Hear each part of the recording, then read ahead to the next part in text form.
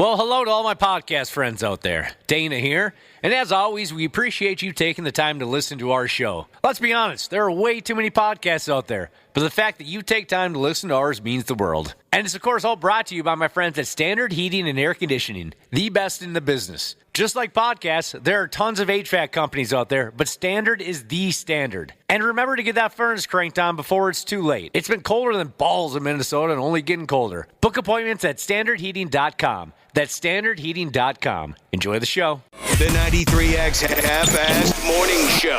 93.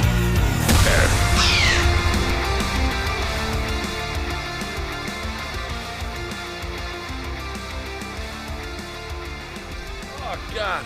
We're up and running. We've very happily hit the start button on our Thursday broadcast. Welcome. I'll get my microphone over here. Welcome to the 93X Half-Assed Morning Show. We certainly appreciate you being by our side for today's show. We're down to just 2 days until we close out our Ultimate F-Off Week, our Christmas edition of the Ultimate F-Off Week. 2 days. We got to get through today, of course.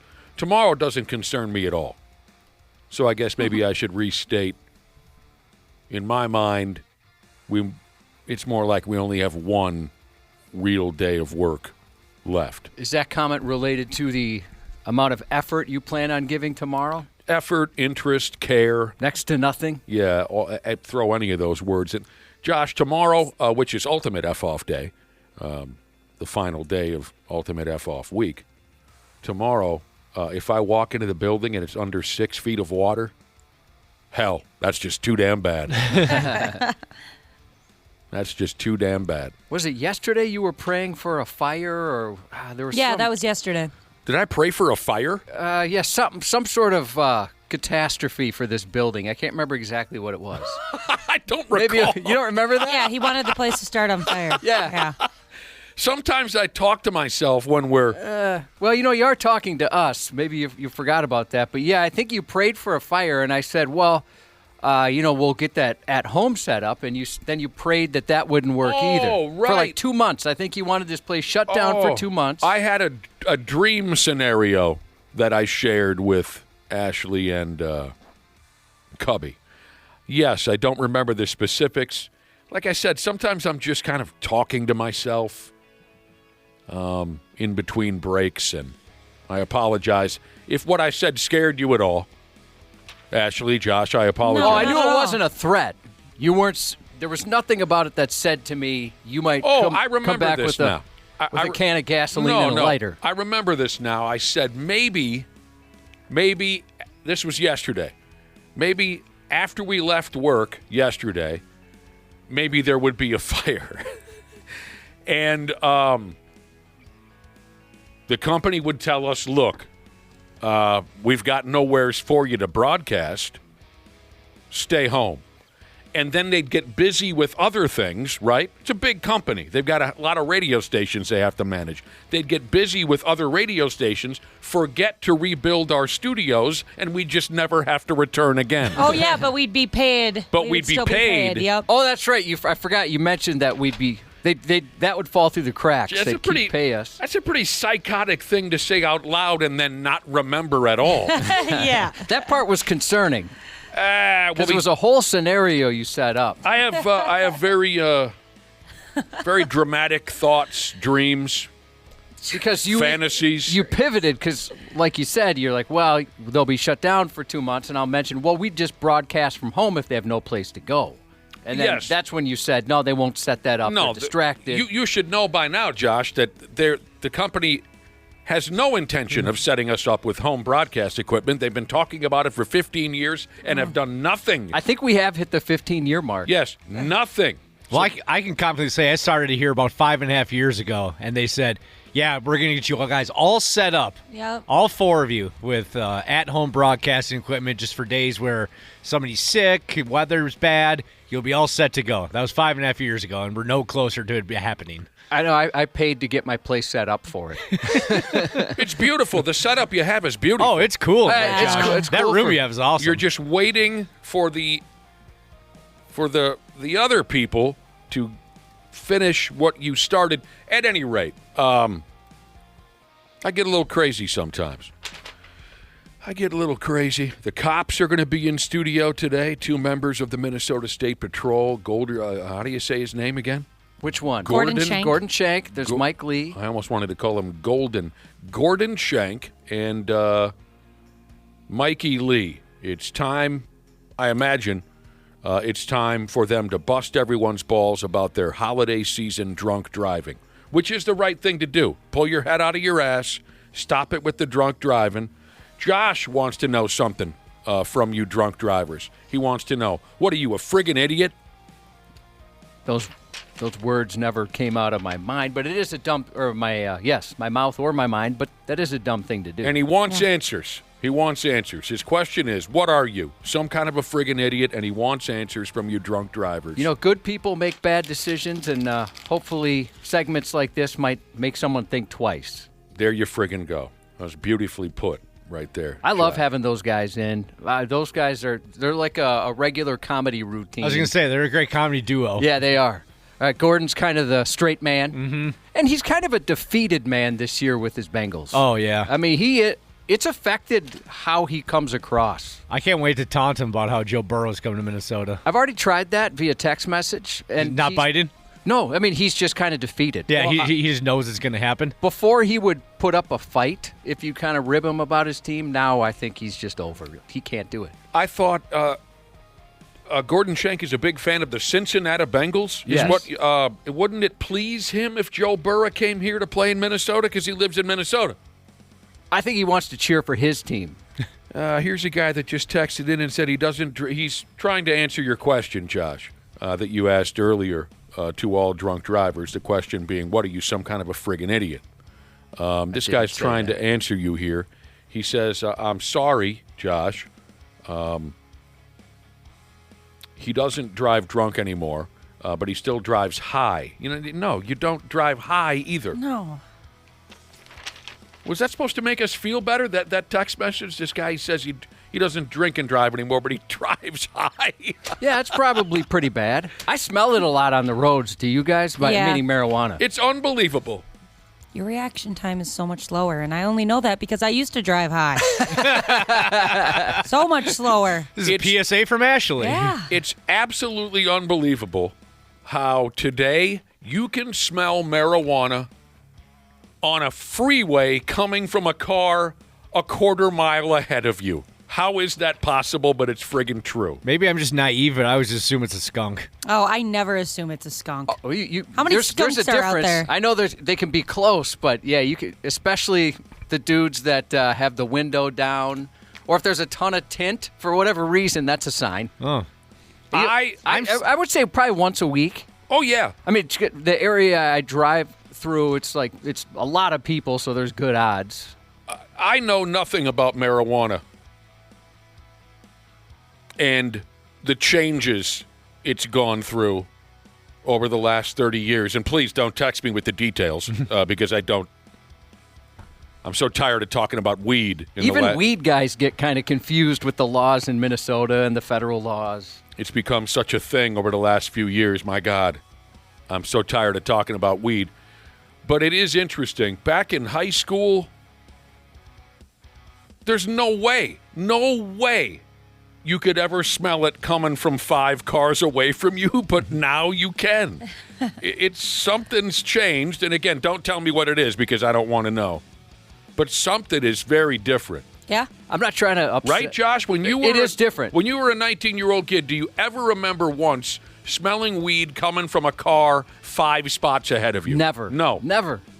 Now it's really it makes me chuckle. It really does. I can't understand it. Yeah, I'm not trying to upset anyone. I've always been just go ahead and earlier you went ahead with calling drunk drunk. Well, no, see, that's your thing. You put words into other people's mouths that was never said by me.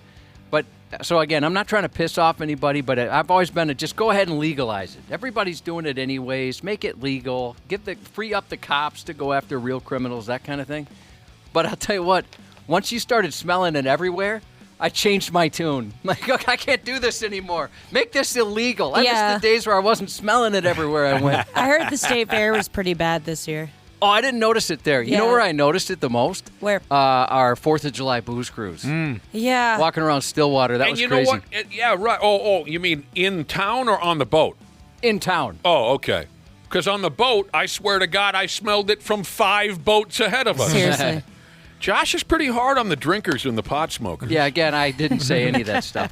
I think living in Minneapolis, like in Uptown for as long as I have, I've just become nose blind to it because I don't notice it like you guys do. I think it doesn't register to me anymore. Maybe your olfactory system Yeah. There's a couple. was damaged during the incident. Yes. I didn't start noticing it until I quit smoking weed. Then I was like, oh my gosh, did I smell like that everywhere I went? I never noticed Some- it on you. Ugh, gross. Some did, some didn't. Well, no, you wouldn't have. I didn't smoke before work. I could have never done that, Josh. Being high around you two, I'd be so uncomfortable. He's so paranoid. Yeah. Some of my big-time pot-smoking friends, you can smell it on them. Like if I'm sitting in the bar and I'm looking out the window and I see them pull into the parking lot, I can already smell the marijuana, right? But Yeah. others are so good at covering it. Anyway, There's a few people texting in say they smelled it this morning already. Wow. One person said that I must have been following behind them when I was smelling that marijuana. Maybe it was you. I'd be awful nervous if I was smoking marijuana in a car because it's so obvious everybody can smell it, right. except for Dana. Except me. Yeah, I'd be the worst cop. Dana's smelling those winter skunks running around out there. Yeah, exactly. In the wintertime that are always getting roadkill on the side of the road. So the cops are going to swing by later, around 8:20, to bust our balls about our drunk driving and our driving while high. Speaking of drinking, I like to drink a beer now and again. Josh, do you know what the godless, soulless, evil, and wildly misinformed social media crowd came up with? What'd they come up? They decided to write down what they thought were the best specific times and or events to go ahead and enjoy an ice-cold Steve Weiser. Now, some of you just said out loud, well, any time is a good time, and that's cute, but the social media crowd got specific. The best specific times or events to go ahead and enjoy a beer. Here's what they came up with. The pre-flight airport beer. Oh gosh, yeah, I that do love hits that beer. so good. You want to take it up a notch, Ashley? Yeah. Dana? What makes that hit so good, Ashley? Like, what's better about it? I don't know. It's the beginning of vacation. You know that you don't have anywhere to be. Well, I mean, you have to be at your plane, but you don't have anywhere, like no work. It's the best feeling ever. Usually it's the beginning of 4 or 5 days off. You're getting on an airplane. Yeah. You're going to go, but you want to take it to that pre-flight airport beer. If you want to take it to another level, throw a little Xanax in there. No, that's a bad idea. I've heard that. I've heard that's like great. So much fun. That's a terrible idea. I saw a guy almost go to a Jamaican prison. Well, that wasn't beer. That was an entire Well, bottle. I just mean alcohol and Xanax don't combine the two. Let me just tell you that this was a doctor who gave me a green light on this. I'm not saying this is for everybody. I'm speaking just from 100% personal experience. This is how it worked for me. My doctor said, before you get on that airplane, because I think I must have told him, I said, hey, dude, I hate to fly. This is 20 years ago. I hate to fly. Can I get some of that Xanax? I hear Xanax is the trick. And he said, sure. And Crazy already. well, what's so crazy about that? Because most people could not go and be like, can I get some Xanax? And then be like, yeah, sure. From your doctor? No, most of them would be like, let's give you some, a lower drug, lower potency. Oh, okay. This was 20 years ago, if that makes any difference. And so he said, sure. He gave me a bucket of Xanax. And he said, just do like a half a pill. And he, looked to his left and looked to his right. And he said, just between me and you, one nice tall beer and a half of one of these Xanaxes, and you're going to sleep like a baby. You're not going to worry at all about this terrible, awful, unnecessary plane ride you have to take. And he was right. And I had that effing system down. I mean, before I even got fully seated in the airplane chair, I was just Yeah. beautiful. My mistake that Josh was referring to is one trip I decided to drink an entire bottle of vodka, and I think I had about 6 Xanax. Oh my gosh, you're so lucky you didn't die. It was horrible. Oh my God, I So cannot again, imagine that. I'm not recommending this to anybody. I'm just telling you my personal experience. Well, 651er to 715, Jesus said, your doctor, he just got sentenced for that whole Matthew Perry trial. I don't know the story. Matthew Perry provided ketamine. Yeah. Right? He overdosed from that, and his doctor's now in some serious trouble. Oh, a couple yeah? of them, actually. Well, you know my doctor, Josh. Ashley, you know him too. I think Dana. Vinny Boom Butts! All right, here are some other specific, wonderful times to have a beer. The hotel balcony beer, That is nice. overlooking the violence at street level, right? I've never been in a hotel where I had a balcony. I'm not paying extra for that. I'll stay on the inside. The hotel balcony beer kind of mirrors what you were saying a minute ago, Ashley, about vacation, right? You've reached your hotel, you got a balcony. You overlook the derelicts fighting in the streets, and you just kind of relax and have a beer because they're not your problem. The straight to the bar after work beer, sure. Yeah. Meet up with all your bros. The backyard beer after you mow the lawn. I've just discovered that beer recently because now have a yard to mow, and it is nice having a beer and then kind of looking over what you just accomplished. It's a nice feeling. Yeah, that is great. And then you fire up the grill. There's one spot that I missed. There's another spot that I missed. Yeah. A lot of Mohawks in that line. Yeah. And then you fire up the grill. Oh yeah. Yep. Sure, make yourself some organic brats or Tofu burgers. Yeah, things As you like guys know, there's not very many good pictures of me. Tofu burgers, delicious, by the way. Kidding. I have one that my wife loves, and it's me holding a Mountain Dew while mowing in flip-flops. I think you showed us that picture. Yeah, once. it's her. She loves. That's the only photo of me she likes. Just the. I'm a suburban dad. I mean, if you just, like maybe a cooler person would have a beer, but for me it was Mountain Dew, just kind of mowing the You're lawn. pushing the mower Yeah. with one hand, the Mountain Dew. Mountain Dew in the other, and flip-flops. It looks like the picture that should be on the cover of like the Suburban Dad Handbook or something. It kind of does. Yeah. It's perfect. It's Yeah. the only good picture I've ever taken. It's because I had no idea somebody was taking it. Yeah, you didn't have that pressure built up to it. I know this became very trendy and everyone acted like, oh, yeah, that's my thing for a stretch of time. I've only done this once in my life, the shower beer. We did in college a lot. I'm usually only doing that if I'm in a rush. Right. So I'm not in the best mood. In a rush. Yeah. Like, why do you have to drink? I got to pregame a little, and I'm like, but I have to shower too. All right, 2 beers coming with me. And it kind of sucks because I like really hot showers, and the beer cools down or heats up way too fast. It's silly. It was just a trend. I mean, are the suds coming from the soap or the beer? Don't you get? Yeah, exactly. Like you have to make sure it's out of the way. It's too much. One of my pals would have a couple in the shower and some Jägermeister. Oh, nice. But he had a very good reason. For a stretch of time, he was living with his in-laws. And they got a little much for him. So he'd come home from work, go right into the shower, jack down a couple beers and a few swills of that Jägermeister to try to ease the pain of the rest of the night being spent with his in-laws. So that was out of necessity. The other specific wonderful times to have a beer, according to the godless internet, the first beer at the tailgate party. Yep. Yep. Oh, God, I can tell you the toughest beer I ever drank at a tailgate party. Steel Reserve was the name of the beer. Oh.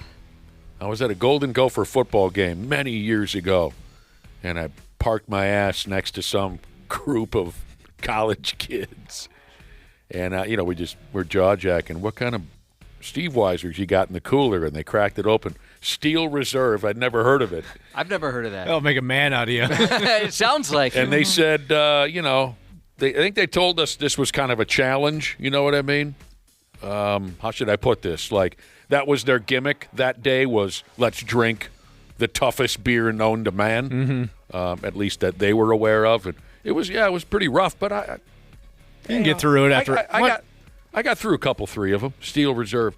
I don't understand this entry into this list of the best specific times / events to have a beer. The beer you have while it's a misprint. Here's what I have in front of me. The beer you have while manning the girl. Manning the girl. Oh, the grill. I thought that might have been some hip slogan that I wasn't aware of, but right, it meant to say manning the grill. It does kind of sound like a hip slogan. Yes. I manned my wife last night. The beer on Gave the her a manning. I manned her. The beer on the pontoon, the bonfire beer. Yeah. The Just Got Good News beer. Oh, that's a good beer. Good news, boys. It's not my baby. Let's have a beer. When was the last time you had a Just Got News beer, Dana? You said it was good. Do you remember? I'm trying to think What of a the news specific was? time. So nothing that was so great it stands out. No, nothing really that I can think off the top of my head. What about just finalized my divorce beer? We've had people text in and say they have divorce parties and things like that. That's pretty funny. Yeah. I can't think either the last time I had a good news beer. Probably because, and Josh knows this, every damn day the news just gets better and better, Yeah. in my life at least. Right, Josh? Oh, yeah. I'll just scroll through your favorite news source. It's all good stuff. Very uplifting. Don't you always say that each day is what? Better than the next. Better than the next. And then, like today, it's a little worse than yesterday, but it's going to be way better than tomorrow. There you go. The beer you have after you get home from an event that you were dreading. I can relate to that beer. Or an event that just sucked, God, I finally got out of there. Sure. Oh, I'm done with that. Thank I like God. that. That's a good feeling. Yeah, now that's one that kind of grabs me. You're out doing something you didn't want to do. You finally get home. You put on the sweatpants or the soccer shorts or something. Oh, God. Yeah, I should have said basketball shorts there. That Well, was no, either way, I don't get that gimmick. Oh, you don't? No. You just, when you get home, you just stay in your jeans? Yeah, my wife gives me grief about it all the time. Yeah, that's weird, man. Yeah, if it's winter, the first thing I do is put on shorts. Sweatpants and shorts. Yeah. Oh, which reminds me, I need to apologize to the UPS driver earlier this week. I was in my underpants, and I ran downstairs real quick, and our stairs are right by the front door. Underpants. And at the time he's taking a photo, I kind of walk by in my underpants, and we kind of locked eyes for a second. So It's my okay. apologies. He probably thought you were wearing shorts. I hope so, because I do wear baggy boxers. Oh, my God, your boxers are massive. So I'm hoping swim trunks. I'm hoping he assumed that's what it was, but it was Yeah. pretty embarrassing. You were in I think for Sport both- Wood, were you? No. Okay. I think the last time we talked about your mat, you just ask him. I was like, you're really just gonna go right past that, Nick? You just Get asked up. Cubby if he had a boner. Yeah, I did. I think the last time we talked about your unbelievably oversized boxer shorts, like 1943 just enlisted into the Army boxer shorts. I think Dana compared it to the mid-90s basketball shorts. Yeah. like the Fab Five we're wearing. I like to be comfy. Another timely seasonal comparison. Remember in the Home Alone 2, Nick, you won't get this, but when Kevin wears his dad's bathing suit down to the pool. Oh, yeah, and they're yeah. so big that they fall off when he does a cannonball. That's another example. Did Kevin have a boner? Gross. He's a little kid. Child. It was like Oh, it's a 11. friggin' movie. The beer after your significant other leaves for the weekend and you have the house to yourself? I can relate to that beer. Sure. That doesn't really happen much. This only happens in small towns or on television. The over-the-fence beer with your next-door neighbor. Yeah, it's kind of like doesn't it happen. makes me think of King of the Hill. It doesn't only- really happen No. unless you're a small-town guy or you're on television. I wouldn't have beer with any of my neighbors. My last neighborhood, there was neighbors that would do that. Would they? Yeah, right over there. That's always the dream, but it, like Nick says, never really seems to happen. Right. Do they have boners, these guys, Josh? Oh, yeah. I'd talk him into it. I'd give him a good talking to. I'd man him all night. You give them a good talking to, they give you a good listening to. That was a line one of my dad's buddies used to say. He had a long-winded neighbor, Mr. Jones. And so every once in a while I'd say, hey, how's Mr. Jones doing? He's good. The other day I gave him a good listening to. Finally, on this report of specific wonderful times or events to have a beer, the celebratory beer you crack after we don't know what this is like around here, the celebratory beer you crack after your team wins a big game. We don't win a lot of big games around we here. do a lot of drinking during the game. Yeah. To deal with the sorrow. Some big regular season games, but it never seems to happen in the playoffs. The playoffs. No. So there you go. What else is going on around here? This is it. This is the last day The penultimate. I'm going to apply myself. Today you're going to apply yourself. Tomorrow there will be no applying. When will the no apply? Will the no applying start at 9 a.m.? Put in an effort for some show prep? You mean like in preparation for tomorrow? Yeah. I'll push it a little longer. I will. I'll at least get myself ready to do absolutely nothing tomorrow. I'll be prepared to do nothing. Stupid news on the Half-Assed Morning Show.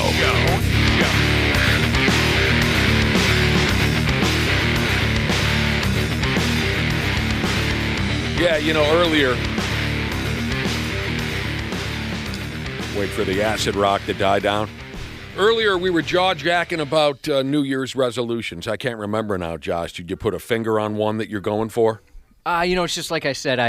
Every year it's the same. Try and be a better person. Try and get healthier. Spend more time with family. Spend time with the family. Yeah, you did. Well, good luck with all that. You know what I'm saying to you? I appreciate that. We were talking about New Year's resolutions.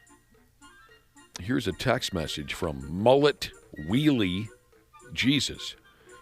This is a damn shame, but this is more my style when it comes to a resolution. Exercise, all that crap, boring. Mullet Wheelie Jesus said his New Year's resolution last year was to learn how to shuffle a deck of cards. Oh, I wish I could do that. My wife could be a dealer in Las Vegas. She is so good at that kind of stuff. She can do all the tricks. I suck at it.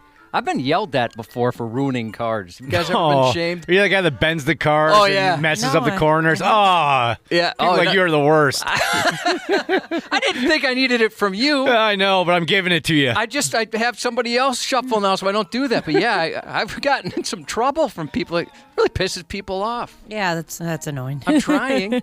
I also cannot shuffle a deck of cards. Not that I've tried terribly often. My fingers they're not programmed for that type of thing. That's the same reason why I never in a million years would have a chance to legitimately play the guitar. There's not a lot of dexterity at all in my fingers. I also cannot shuffle a deck of cards. So here's what dude said. This is Mullet Wheelie Jesus. His New Year's resolution last year was to learn how to shuffle a deck of cards. He got it done in a day and a half. But he says, I forgot now how to do it, so he's going to have to start all over again. Run it back. I'm like your wife, Josh. I'm very good at shuffling cards, and it used to be a nervous tick of mine when I was watching sporting events. I'd need something to do with my hands, so I would just ripple shuffle nonstop a deck of cards, and it drove my ex-wife crazy to the point where she said, I never want to see another deck of cards again because I can't stand that sound. Oh, I love that sound. Yeah, me too. Well, I like watching that. If somebody's doing it compulsively for 3.5 hours and under your watch, it might start to get annoying. I can understand that. Ooh. Yeah, I can too. My twin brother, can ribbity dip, do, flip, slap, upside down, backwards, do the thing where the cards go shooting this way, that way. He can do all that stuff. I can't even come close. I can do the bridge, and that's about it. That's pretty cool. I can't do any of it. I think it's pretty cool. Yeah, I like to do it. The perv printer says, get an automatic card shuffler. There you go. It's Josh's turn to shuffle. He just reaches under the table. All right. Hold on, I got to plug this bad boy in. It takes a couple minutes to get warmed up. I'll get it done, though. Don't worry. That sounds cute, an automatic card shuffler. All right, let's get started here with the Stupid News Report. And we can start things off with some more folks who are not feeling that holiday spirit. Not even a little bit, Cubby. We've had a couple of these so far this holiday season. A couple of stories of folks who are absolutely not feeling the holiday spirit. A couple of dick wagons in Germany. True story, apparently. They upped and punched the donkeys. Yes, it was a donkey punch. They went ahead and punched the donkeys that were parked out front of a Christmas nativity scene. Donkeys are so cool, though. Real donkeys standing around, right, to add some reality to the nativity scene.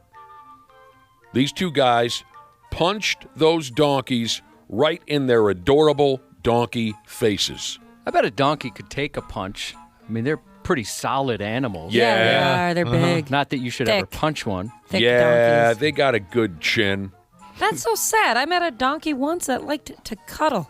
It liked to, give you hugs. The way that a dog would, they put their head into you. This donkey did the same thing. What a good donkey. I also befriended a donkey in my lifetime, Ashley.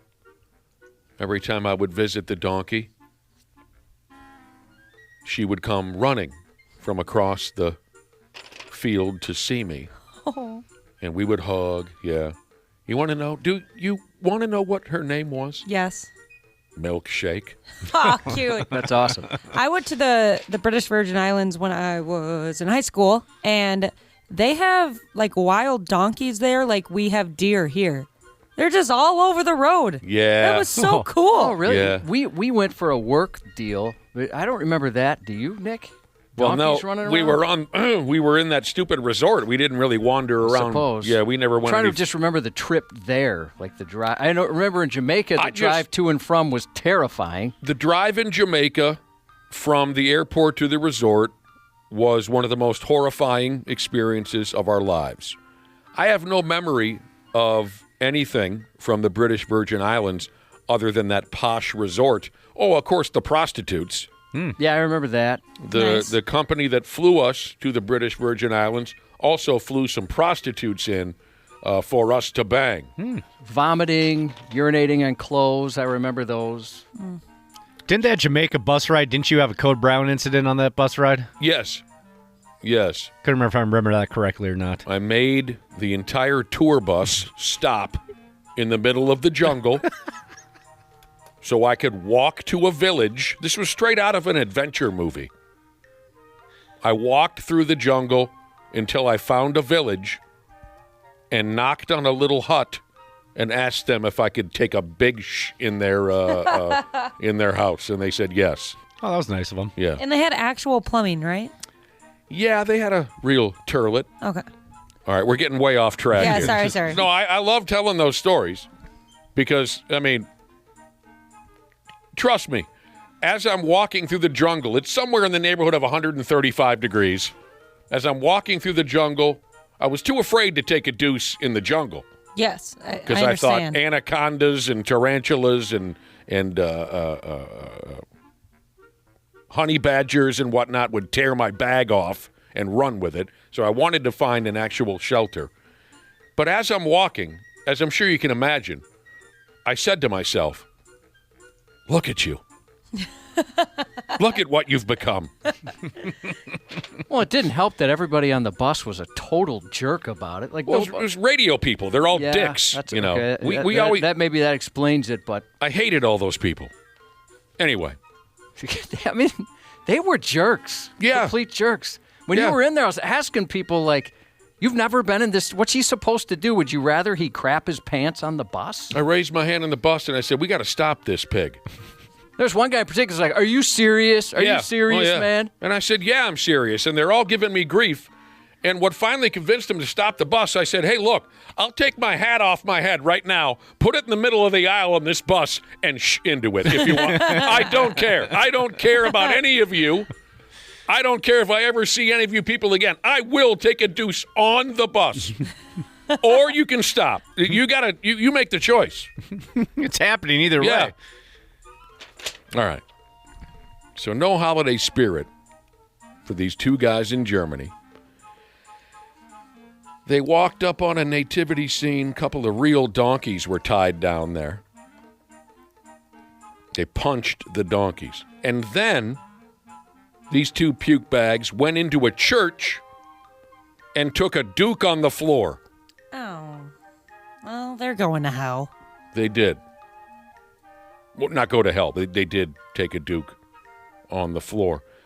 And they weren't quite done yet after they had emptied their guts onto the floor of the church. They then ransacked a Christmas market. I'm not exactly sure what that means. I assume they kicked the piss out of some Christmas decorations in town or something like that. Yeah, Christmas markets. There's a couple in the city. They're just like cute little things. They have a bunch of different stands where they sell Christmas-related things. It's fun. Like stockings and ornaments. Now, these real-life, living, breathing donkeys from the nativity scene, by the names of Maisie and Lily, I think, were the names of the... Cute. They were a little confused, but they were just fine. And the two garbage piles who pulled this off are still on the run from the German police. That's just not right. No, Tough guys. Pardon me? I said big tough guys. They are you know, tough guys. coming at a donkey head on. They should come from the other way so they have a chance to defend themselves. Yeah, you know what? I'd imagine that's going to knock you out pretty good, getting kicked by a donkey. A few people text in and said they'll kick your ass. If you're on the back end of one of those things, you're in trouble. Yeah. Listening in Arizona, Jesus, or listening in Phoenix, Jesus now, said they have wild donkeys in Arizona. Lake Pleasant Park running around there. Wild donkeys. Didn't know that. Couldn't. What's the rest of that song? Anyway, I don't like these people who hurt innocent animals. No. Why are they so miserable? How's that everybody else's problem? I'll tell you this, if anyone ever punches an innocent animal in front of me, I'm going to do everything I can to RKO that sorry bastard. There will be a brutal RKO. Or a pop-up power bomb. I like the pop-up power bomb. So like an animal minding its own business. Right. What if it's an otter? Oh. Do you defend the otter? I hate otters. You do hate otters. All right, I'll let a guy punch an otter. All right, you'll look the other Yeah, way. That I will. would be the saddest scene. I will let my fellow man punch an otter without any repercussions at all because of my deep rivalry, animosity, and hatred towards otters. Don't do this, Ashley. Don't give me that look. You always give whenever I talk about what's been going on between me and otters since I was about 4, you always give me a look. You weren't there. They're okay? so cute. That's their friggin' game. That's how they F you. All right. Let's see if we can wrap our heads around this here while we're on the topic of aminals. Oh, I'm just going to go ahead with this. Here's how this one starts off. It says here, the only thing similar to the endless costs of having children is having no children, but dealing with the endless costs of having 5 dogs, 5 cats, or any number of horses. Okay, fair enough. I'll go along with it. Expensive, both endeavors there. Breeding children or raising numerous pets. A lawyer is in the news, don't you know, because she's suing the IRS. That takes balls right there, number one. Yeah. No, thank you. Yeah, you best not miss there. Yep. How do you guarantee getting audited the rest of your life? She's suing the IRS. She wants to make it so people's pets count as legal dependents, like human family members.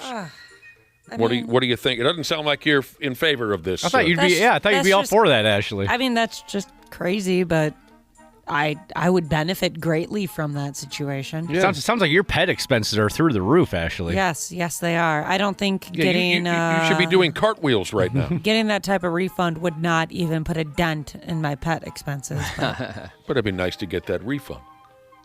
Do you pay attention to that, Ashley, or you just know it's expensive, or do you you budget for? Do you have a line item for pets, chewing off legs and all the things your pets do? Well, I guess I'll put it this way. I have one of my other dogs, not the one that chewed their foot off, has been having some issues, and there's fear of an ACL tear. And my husband said, well, we used up all of the pet money already, so if this one has an ACL tear, he's a goner. Uh-oh. Like, what? No, that's not how that works. My buddy tore his ACL a decade ago. He's not done anything about it. Your dog will be fine. Yeah. All right, so this lady is suing the, how do you say it, Josh? The Internal Revenue Service? She wants to make it so people's pets count as legal dependents just like human family members. In a survey, 97% of American pet owners say they consider their pets to be, quote, part of the family. And yes, we do. The argument is those pets are, quote, dependent on humans for food, shelter, medical care, transportation. Transportation. Wouldn't that be something if that wasn't horses. the case? Huh? Sure, horses. Oh, no, if they could, like, hail a cab on their own. I was picturing a dog or a cat driving a motor vehicle. They'd have to wear one of those little driving caps and Yep. driving gloves. Absolutely. Yep. The lawyer says that her 8-year-old golden retriever has no independent income, resides exclusively with her, and has annual expenses exceeding $5,000. According to what I'm reading, that all satisfies the IRS intent of dependency. Except obviously the dog isn't a human being. People are just going to get a bunch of animals. Huh? People are just going to get a bunch of animals, not take care of them, and get this refund. Well, That's what that would lead to. there's plenty of people out there who have children and don't take care of them and get that refund. Exactly. Like, that's already bad enough. So, currently, pets are considered property by the IRS and are not eligible for human-dependent tax benefits. Even though a lot of people would probably want this to be considered, the story tells me it's very unlikely that anything comes of it. The lawyer is serious about this. She claims she has been damaged because the tax rules are not being applied fairly to animals. It's discrimination to treat taxpayers differently based only on whether their dependents are human or canine or whatever. This person here said their Blu-ray budget is $5,000 and they want special tax benefits. Oh. So anyways, technically this case hasn't been dismissed yet, so it's still alive for now. Very interesting. Up at the crack of dawn, Jesus wonders if service animals are a tax write-off. I bet there's something there, right? I don't know. I bet you're onto something. I just don't effing know. Somebody else brings up you can buy medical insurance for your animals now. Do you have that, Ashley? I forget. No, I never got it. Pet insurance? None of them, or the one that it was most useful for, she wouldn't qualify. They would laugh. Too big of a risk. Yep. Oh, sure. Okay. First time here. This is a first for me. Hearing something like this. Some poor bastard in awful London, England. He got 4 damn parking tickets for leaving his car in a disabled parking space, but it wasn't his fault. Turns out the disabled parking space was painted around his car while he was out of town. It's pretty low. Do you understand what I'm saying there? Yeah, it would be so livid. I swear this wasn't here. Yeah, I would think maybe I was going crazy. Yeah. And how did I get so inattentive? Mm-hmm. His car was parked on the street. He's out of town. And somebody, and I'll explain who in a minute, walked up and painted the disabled spot around his car. Dude comes back from vacation. He found a pile of parking tickets on his windshield. Kind of like in the old movies where a crooked cop, as soon as somebody goes by the speed limit sign, would hit a button and then it would change. Oh, so yeah. They could pull you over. Yeah. The good news is, dude probably won't have to pay Dick Tracy because it was all a colossal goat rodeo, a giant F-up. So here's what somebody in charge of the streets over there in terrible London, here's what they explained. They said, our road marking guy painted lines for a new disabled parking spot. He painted around a car, as is standard practice, because otherwise he would have had to wait for the space to be free, which may have taken weeks. Okay? They have never heard of a tow truck, apparently. It had to be done that day, I guess. This disabled parking spot had to be painted that day. The line painter guy couldn't wait. He's got other things he's got to get done. So here's where the F-up actually happened. The line painter guy, he took a picture of the car so the city would know not to give the owner any tickets.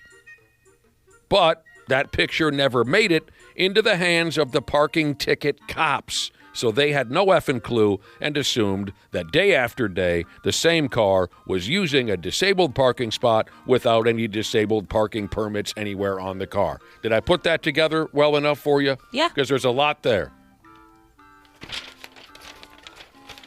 You know, and meanwhile, the car owner is hundreds of miles away on vacation, bombing drinks and firing randos into the tall grass without a care in the world.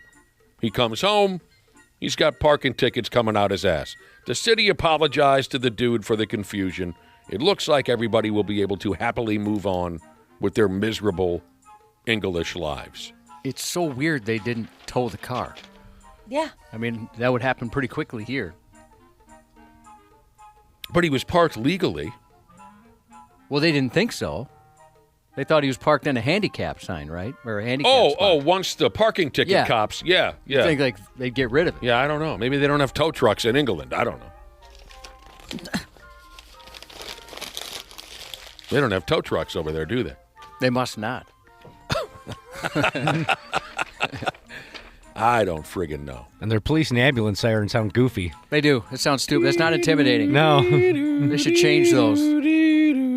Right, that whole bit? Yeah. Uh-huh. The 93X Half-Ass Morning Show. Well, hello to all my podcast friends out there. Dana here. And as always, we appreciate you taking the time to listen to our show. Let's be honest, there are way too many podcasts out there. But the fact that you take time to listen to ours means the world. And it's, of course, all brought to you by my friends at Standard Heating and Air Conditioning, the best in the business. Just like podcasts, there are tons of HVAC companies out there, but Standard is the standard. And remember to get that furnace cranked on before it's too late. It's been colder than balls in Minnesota and only getting colder. Book appointments at standardheating.com. That's standardheating.com. Enjoy the show. 2 hours ago, Kyle arrived at the bar. Hey, what's everyone drinking? 30 minutes ago, Kyle got his friends another round of drinks. Cheers! 5 minutes ago, Kyle decided to drive home drunk. A minute ago, a law enforcement officer pulled up behind Kyle. Sir, have you been drinking tonight? A chain of events that began 2 hours ago is about to change Kyle's whole world. Drive sober or get pulled over. Paid for by NHTSA. Hey y'all, it's Lainey Wilson. St. Jude gives kids with cancer the chance they deserve. Families never receive a bill from St. Jude for treatment, travel, housing, or food. But we can't help these kids without you. This holiday, help St. Jude find more cures for more children. Donate now at musicgives.org.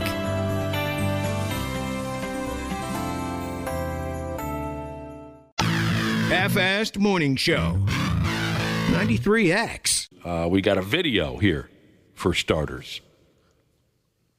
And you delivery drivers will especially get a kick out of this. The footage comes from, one of those newfangled doorbell cameras. And it's video of a FedEx driver who got fooled by a sleeping dog.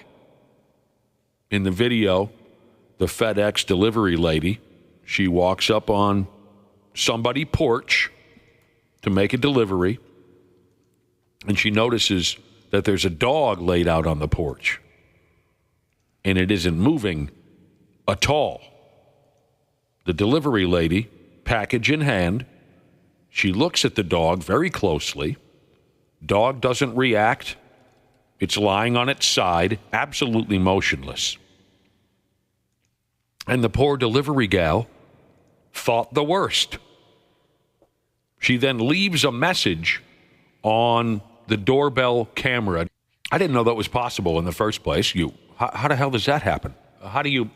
Well, I think what happened was, so it depends on your plan. Like I have a plan where How does that work? It'll store 60 days worth of audio and video. Oh, so doorbell cameras not only record video, they record audio. Yeah. Yep. Yeah. Oh, I was unaware of that. So she knew that. She's a delivery lady. Mine can even announce, hey, Nick's here. You know, it can tell you that kind of thing. F me. So she says, as you heard, sorry. Sorry to tell you, but I think your dog is dead. It looked dead. It did. After leaving the message and the package, the delivery lady takes one more close look at the dog. And at the exact same time, a different little scrappy dog excitedly runs up to meet her. And suddenly the laid-out dog comes to, and the gal realizes the dog was not dead, just very, very sound asleep. Just a sleepy puppy. I probably would have tried to move them before I told somebody they were dead.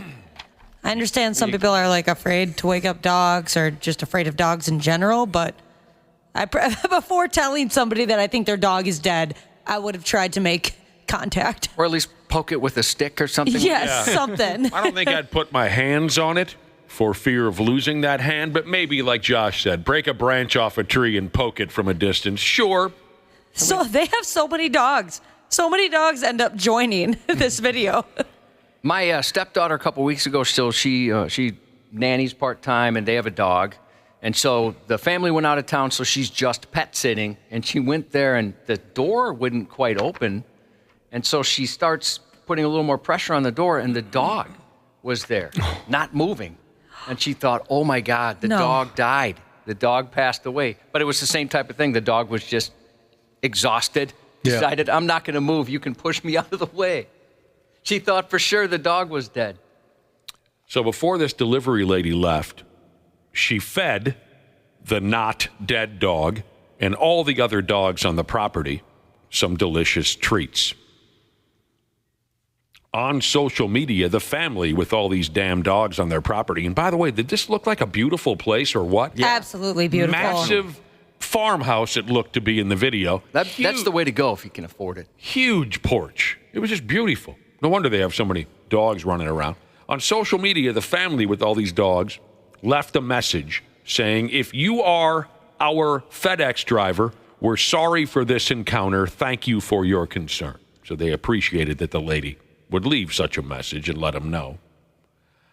I'm going to go ahead and guess, Josh, that being a delivery driver, you are wrestling excited and sometimes not so friendly dogs all day long. I imagine it had been a long time since this delivery lady had encountered a dog that had zero reaction to her presence, so she assumed, well, that dog must be dead. It looked dead. Yeah. It definitely looked dead. One thing that I noticed for anybody else that's chronically online, they have a goose on their porch. It's like a ceramic goose, and that has like its own like cult following. Those things are really expensive. Swingers. And people will dress them up in different outfits. Ceramic geese? Yeah. are what? It's like like a weird cult following with these things. Like if you have one on your porch, You're I don't know, cool. it's like a big deal. Yeah, and This people is will the dress new- it up in different outfits for different holidays. Okay, this is the new hip thing. You put a ceramic goose on your porch and you put clothes on it. Yeah, it's cute. Losers. I think it's adorable. And that means we are open to partner swapping? I thought I was. I was flamengoed last month. I woke up to, I'm going to say probably 50 flamingos on my front yard, and I thought, oh my God, I'm a swinger. I had no idea. Ever in the neighborhood trying to bang Josh all of a sudden? Somebody played a prank on you? Yeah, it turns out it was Chris Lindahl for my 50th.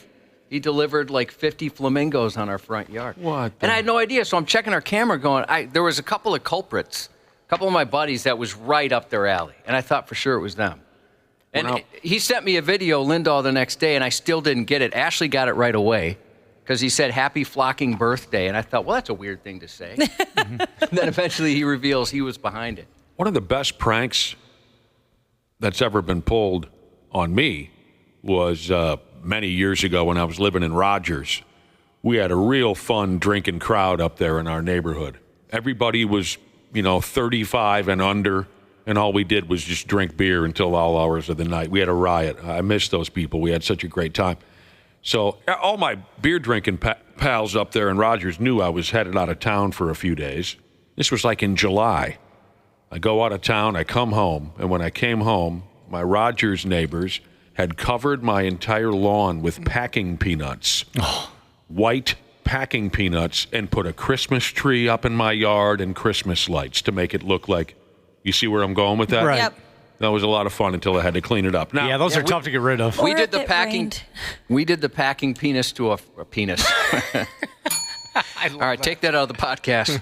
We did the packing peanuts to a buddy's girlfriend in high school, and the dad was enraged. We didn't even think about how tough it would be to clean up. We just thought it was kind of a funny bit. I cleaned up about a quarter of it, and then the wind started to blow, and it was no longer my problem. All right. Then it becomes the neighbor's issue? It went flying all over the neighborhood, and I didn't do a thing about it. Now, back to this dog story. This is ridiculous, but this here story includes advice from a veterinarian, and maybe we'll get ours in before the end of the week. We'll find out. Dr. Andrea Johnston. We'll see if she's busy this week. There's some advice here from a veterinarian on how you can check to see if a dog is dead or not dead. Okay? And they are: check for a pulse on the inside of the dog's thigh. And I've noticed that before. Inside of the thigh. I wouldn't do that. Big artery there. Well, they're not generally saying a strange dog. Like, let's say you think your own dog might be dead. Yeah, even so. Right. You still wouldn't grab. No, I'll figure out if they're dead a different way. Okay, well, there are other ways, Josh. A heartbeat can also be felt in the left armpit region of a dog. I love this part. You can also, they say, you can also look at the dog's chest. If it rises and falls, it's likely the dog is still breathing. Okay? Makes sense. I've had to do that a couple times. That's a good one. With my dog, she's had some medical issues lately, and sometimes she'll be so sleepy from being on gabapentin. It's like an anxiety medication that makes them all drowsy. And there's been a couple times where she doesn't move, and I look at her a little bit longer than usual, waiting for the chest to rise. So I'm like, okay, she's good. She's got it.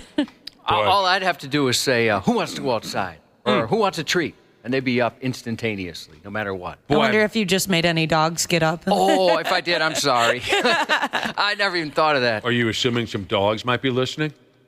I think so, Okay, right? well, no, I like that. So let me get in there. No! You are bad. No, hey. I've had some people say your bell, Nick, makes their dogs go absolutely insane. Oh, no. You're not supposed to do it if you know that. I love that. Boy, I bet she's got some money, too. Gabby Penton. Got a drug named after her and everything. That was drinking, man. You can't do that to me. Don't you think so, Josh? If it drugs named after you? Gabby Penton. Unless it's like they're making fun of her and she doesn't get a dime. All right. Also, you can check your dog's reflexes. These are different ways to make sure your dog is dead or not dead. Check your dog's reflexes. That can be done by pulling the dog's tongue, gently tapping on the side of its eye, or pinching the skin between their toes. And if a dog is still living, it will react some way, just in case something happens at the house and you're not sure if your dog is alive or dead. Air Filter Jesus said he usually just waits until the dog is at least 1/4 covered with flies, and then he'll announce the dog is passed. But it has to be at least 1/4. I think I can make a ruling on this one, boys. Oh, yeah, he's definitely dead. This one didn't make Look it. at that. It's all the way up past the haunches. I'm going to make another guess. That sleeping dog in the video is probably older than the damn hills. I had a dog live to be 19 years old. In the last couple of years of his life, he couldn't hear dick, and he spent most of the day sleeping. And when he was really out cold at the house, I could have hosted an amateur marching band contest in the living room, and that old bag of bones wouldn't have opened an eye. So that must have been one old dog. Old dogs will sleep. Somebody else recommends a rectal examination. That'll wake up a dog if it's not sure will. Oh. 93X Half-Assed Morning Show. Isn't that a religious show? With all the Jesus and Sheezus talk? Oh, hell no. Just kidding. They suck. 93X. So do you want to fall in line with everybody else and go ahead with this one gorilla versus 100 men conversation? Yeah, why not? Oh, this is ridiculous.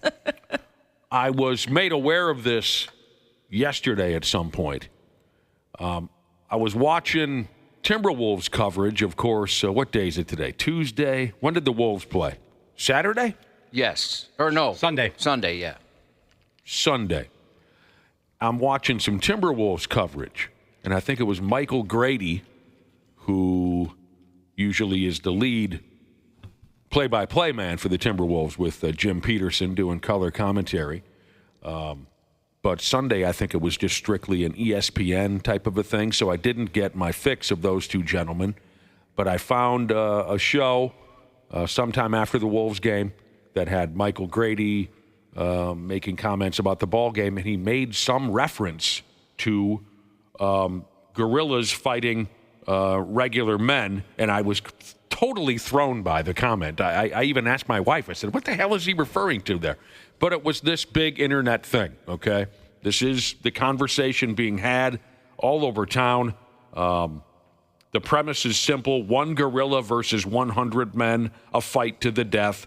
Who survives? And there were some sports blogs that got all their writers together to see if they could come up to consensus. Bro Bible, they did that, had a bunch of guys get together and provide their answers and some justifications one way or the other. No way. All right, so again, if you're new to this, one gorilla versus 100 men, a fight to the death. Who survives? Either the gorilla or some amount of the men. Because there will be casualties. Certainly. Well, it could be zero. Your answer could be 0 men survive. Your answer could be the gorilla is the only survivor. That's the question that has swept the internet in recent days. So the gorilla walks out alone. The human men have no weapons? No weapons. Well, then they have no chance. That's my answer. I don't know. I think 100 guys could take a gorilla. I don't think so, mostly because after they watch the first 10 get absolutely ripped apart, the other 90 men are not going to go for it. Well, I don't think you take turns. It's a team effort, Yeah, actually. I think everybody jumps in all at once. Okay, the first guy that gets brutally attacked, they're going to be like, I don't know. It's Let's not like, back off. Like an 80s movie where, for whatever reason, it's one at a time. Right. And nobody seems to notice that this guy's just killed the first 30 people. I don't know. I'm still going with the gorilla kills every damn last one of the human men, and Yeah, me quite too. easily and quite quickly. Especially if we're talking about just like the average man, not like a bunch of dudes that work out regularly. You know, they're like some Navy SEALs. One full-grown adult male gorilla, yeah, they have no chance. Without weapons, I don't think we have a chance, Josh. 100 guys on one gorilla. Yeah. I still don't think that we have a chance. Boy, I don't know. I wouldn't want to be the first guy up there because there's going to be a lot of deaths. Like a significant amount of deaths. Yeah. I wouldn't want to be in there with any loved ones because there's a very good odds you're going to lose a loved one. But I think 100 guys would. That gorilla's going to be exhausted. Absolutely exhausted. Yeah, they're not used to killing 100 folks in one day. No, but I'd definitely be that guy, Josh, that'd be like, all right, it's go time. Oh, shoot, my shoe's untied. You guys go ahead. I'll be right there. Yep, all right, I'm coming. Well, let me tell you a little bit about the gorilla and what it's capable of. It can lift up to 1,800 pounds. That's 3 full vending machines stacked on top of each other. That's We can lift that up. When you put it in that context. Well, what that'd be 1,800 pounds? Would it like 12? Let's say I don't know what the average weight of a guy is. Let's say 150, so not huge. That's 12 dudes right there. There goes 12 dudes. You got 88 other guys there. Yeah, but you throw those 12 dudes into 30 other dudes. I think that'd be tough to do for one gorilla. That wounds a few of those dudes. What else can the gorilla do? By the way, I'm picking with my brain, not my heart, because I'm cheering for the gorilla. Yeah. I just don't think the gorilla is going to beat 100 dudes. The gorilla can bench press 4,400 pounds. That's insane. It packs a bite force stronger than a grizzly bear or a polar bear. And it's been observed, gorillas have been observed before, effortlessly, did I say that correctly? I think I did. Gorillas have been observed effortlessly snapping thick tree branches that would require a chainsaw for any human to break. It's quite intimidating. I just think once this gorilla gets really pissed off and just kind of starts windmilling himself in a circle, we just drop like flies. Well, like I said, there'll be a lot of deaths, but I think overall 100 guys are going to tire out and they're going to beat this gorilla. Lazy magician Jesus said, how many guys could realistically jump a gorilla at one time, though? Maybe 6, maybe 8. There's not a lot of room. Yeah, but it keeps coming. It's a big assault. I don't know. Do they get tired like that? I wouldn't imagine that they get so easily exhausted. A few people have said that, yes, the gorilla would become exhausted and just wouldn't be able to fight back. And apparently there's been some AI. People have gone as far as to run simulations through AI. Yeah, that's usually extremely trustworthy. And the men have, well, of course, this whole thing's pretty silly, actually. Overwhelmingly, the men are winning. But, there's only a handful of guys left. There's only a handful left. Yeah, well, I mean... Hopefully we never have to find out. Everyone's got an idea. You'd have a hell of a story to bring back to the bar if you were one of the guys that survived of the 100 and killed a gorilla.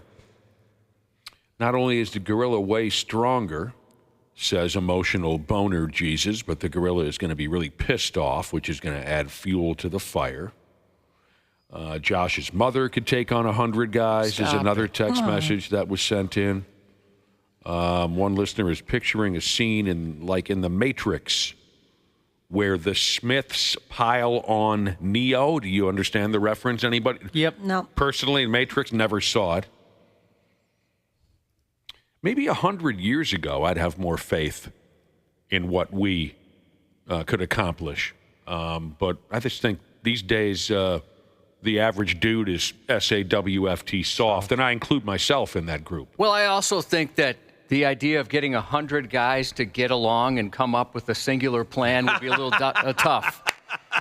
Political debate would break out right beforehand. Probably. What if people they'd be killed as they're arguing about how to do it. Mm-hmm. Right. Here's a good question, Josh. What if there were 2 gorillas? Do you still think that the human men had a chance? No, I think 2 gorillas, that'd be too tough. They'd be playing catch with your head. I would think most guys are going to be dead. Yeah. There'll be a few survivors. Some other listeners are wondering, can we have Chuck Norris on our side? Can Chuck Norris be one of the 100 men, or they're naming other, characters? There'll probably movie be characters. John Rambo. A couple of those types of guys in there out of 100 people. It's likely. Well, there you go. That's what folks have been arguing back and forth about. That's pretty funny. I mean, I'm also rooting for the gorilla, Josh. Didn't Tarzan kill a gorilla? I mean, that's just one half-naked guy. Never saw it. Is that what he did? I don't remember. Did he kill a gorilla? Did he? But he might have had a knife. I only saw the Disney animated version. I always got a kick out of Josh when you would tell your stories of visiting the gorillas at the zoo and the deep, deep depression they all seem to be suffering from. That's the thing. I love watching them. They're incredible animals. And then when you see them up close, how powerful and big they are. But yeah, they always look pretty bummed out. Yeah, they're just bored out of their minds at the friggin' zoo. And they have no interest in the people. They're just sitting there pretty depressed, it looks. I like the videos of maybe like a toddler is in front of the glass there at the gorilla exhibit, and they're doing something that toddlers do, and the gorillas actually respond to them. Those are my favorite. It's so cute, but also it makes you realize that they're really smart, and that's kind of terrifying. Offended millennial isn't a word. Offended millennial Jesus has texted into the program on this 100 men versus one gorilla argument that has taken social media over. He says, man, someone's going to get a finger in the butt amongst all that fighting. Yeah, for sure. There's going to be some friendly fire, I would think. Whoops. Sorry, I was going for its throat. You were up on top of that thing, nothing I could do. Well, there you go. There's so many factors, though. I mean, is everybody going to attack? Or there's going to be people that just sit in the back going, F that, that's a gorilla. I'm not taking my chances. Yeah, I don't know. You go after the eyes. Yep. I think smart. Eyes, neck, genitals. You got to go for the genitals. Oh, man. You think you would be the guy that just gives that gorilla's genitals the anaconda squeeze? Now, I do think that should be against the rules, but I'm fighting a gorilla. I'd be terrified. Yeah, I think no holds barred there. You're not worried about bro code? No, not at all. In that situation? Not at all. I'd feel terrible about it. I just, I don't know if we're tough enough anymore. We used to be. I don't think we're tough enough anymore. I see videos on the internet where entire families are afraid to leave their house because a goose is on their front step. You know what I mean? That's a really good point. Gooses do fight dirty. Geese do fight dirty. Geese, goose, whatever. Yeah. All right, what are you going to do? I did see one funny joke making the rounds about this whole 100 men versus one gorilla debate. Somebody said, I don't know if 100 men could take down a gorilla, but I know one LeBron could take down 10 gorillas. And somebody responded, seriously? The dude can't even beat a single ant. Dude. The 93X Half-Ass Morning Show. Well, hello to all my podcast friends out there. Dana here. And as always, we appreciate you taking the time to listen to our show. Let's be honest, there are way too many podcasts out there. But the fact that you take time to listen to ours means the world. And it's, of course, all brought to you by my friends at Standard Heating and Air Conditioning, the best in the business. Just like podcasts, there are tons of HVAC companies out there, but Standard is the standard. And remember to get that furnace cranked on before it's too late. It's been colder than balls in Minnesota and only getting colder. Book appointments at standardheating.com. That's standardheating.com. Enjoy the show. Did you know that driving under the influence of marijuana is illegal? Driving high will get you a DUI. And if you're wondering if law enforcement can tell you're driving high, well, everyone else can. Friends? I can tell you drove high. Parents? I can tell when you drive high. Relatives? I can tell. You drove here high, didn't you? So what makes you think law enforcement can't? I can tell. If you feel different, you drive different. Drive high, get a DUI. Paid for by NHTSA. Hi, I'm Drew Barrymore, and I want to tell you how you can help to support the life-saving work of St. Jude Children's Research Hospital. When you give, you're helping ensure families never receive a bill from St. Jude for treatment, travel, housing, or food, so they can focus on helping their child live. This holiday, help St. Jude give children the greatest gift, a chance at a lifetime. This holiday, help St. Jude find more cures for more children. Donate now at musicgives.org. Half-Assed Morning Show. 93X. Is this for real? This is supposedly, and we've always had a lot of fun conversation on this radio show and discussing how friggin' mental some parents can be at their kids' sporting events. Is this for real? These are supposedly real, true, unhinged things parents have hollered at a kid's sporting event. Yeah, this is legit. All right. Parents are crazy. I love it. I can't wait to be this parent. I've heard a few things. One very, very disturbing where other parents had to ask this guy to leave. Yeah. Anyone? That level. Yeah, it was bad. Can you share with us what the parent was saying? Yeah, so my oldest son, this was a hockey tournament, and I want to say he was probably 7 or 8. And there was a guy who he was very, very, very aggressive.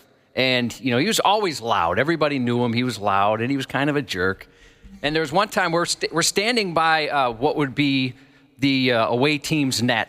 And so one of the other players goes down, and he's telling his kid to stomp on him with his skate. And he wasn't joking. He's like yelling at him. And all these parents are like, dude, these are 7 and 8. What are you talking about? Kill the bastard. Yeah, they're not even checking. It's like they're out there doing their thing, and he's trying to essentially eviscerate this young person right there on the ice. It was terrible. And many, many years later now, so again, 7 or 8, my oldest was, and then we're at a high school game, maybe his senior year, so he's about 18. And I sat next to this guy, and I told my wife afterwards, I'm like, wow, that was a real fun conversation. I wish I would have met him sooner. And she said, you did. That's the guy back in the day that wanted his son to kill another kid. Oh, I'm surprised his kid is still playing sports. Well, I think what happened is his son didn't go as far as he expected him to, or he wasn't the star he expected, so he was a little humbled. But he was a different guy. He had settled down. Changed, yeah. No longer calling for amputation on the ice. I never would have guessed it was the same. I didn't recognize him. Anyone who played youth sports, or if you've gone to watch your kids play youth sports, you've run into these characters before. Every damn one of us has a story or two, but these supposedly are some of the worst things parents have hollered out during their children's sporting events, starting with one parent who hollered, "Take him out at the knees, Jimmy. I don't care if he's 6.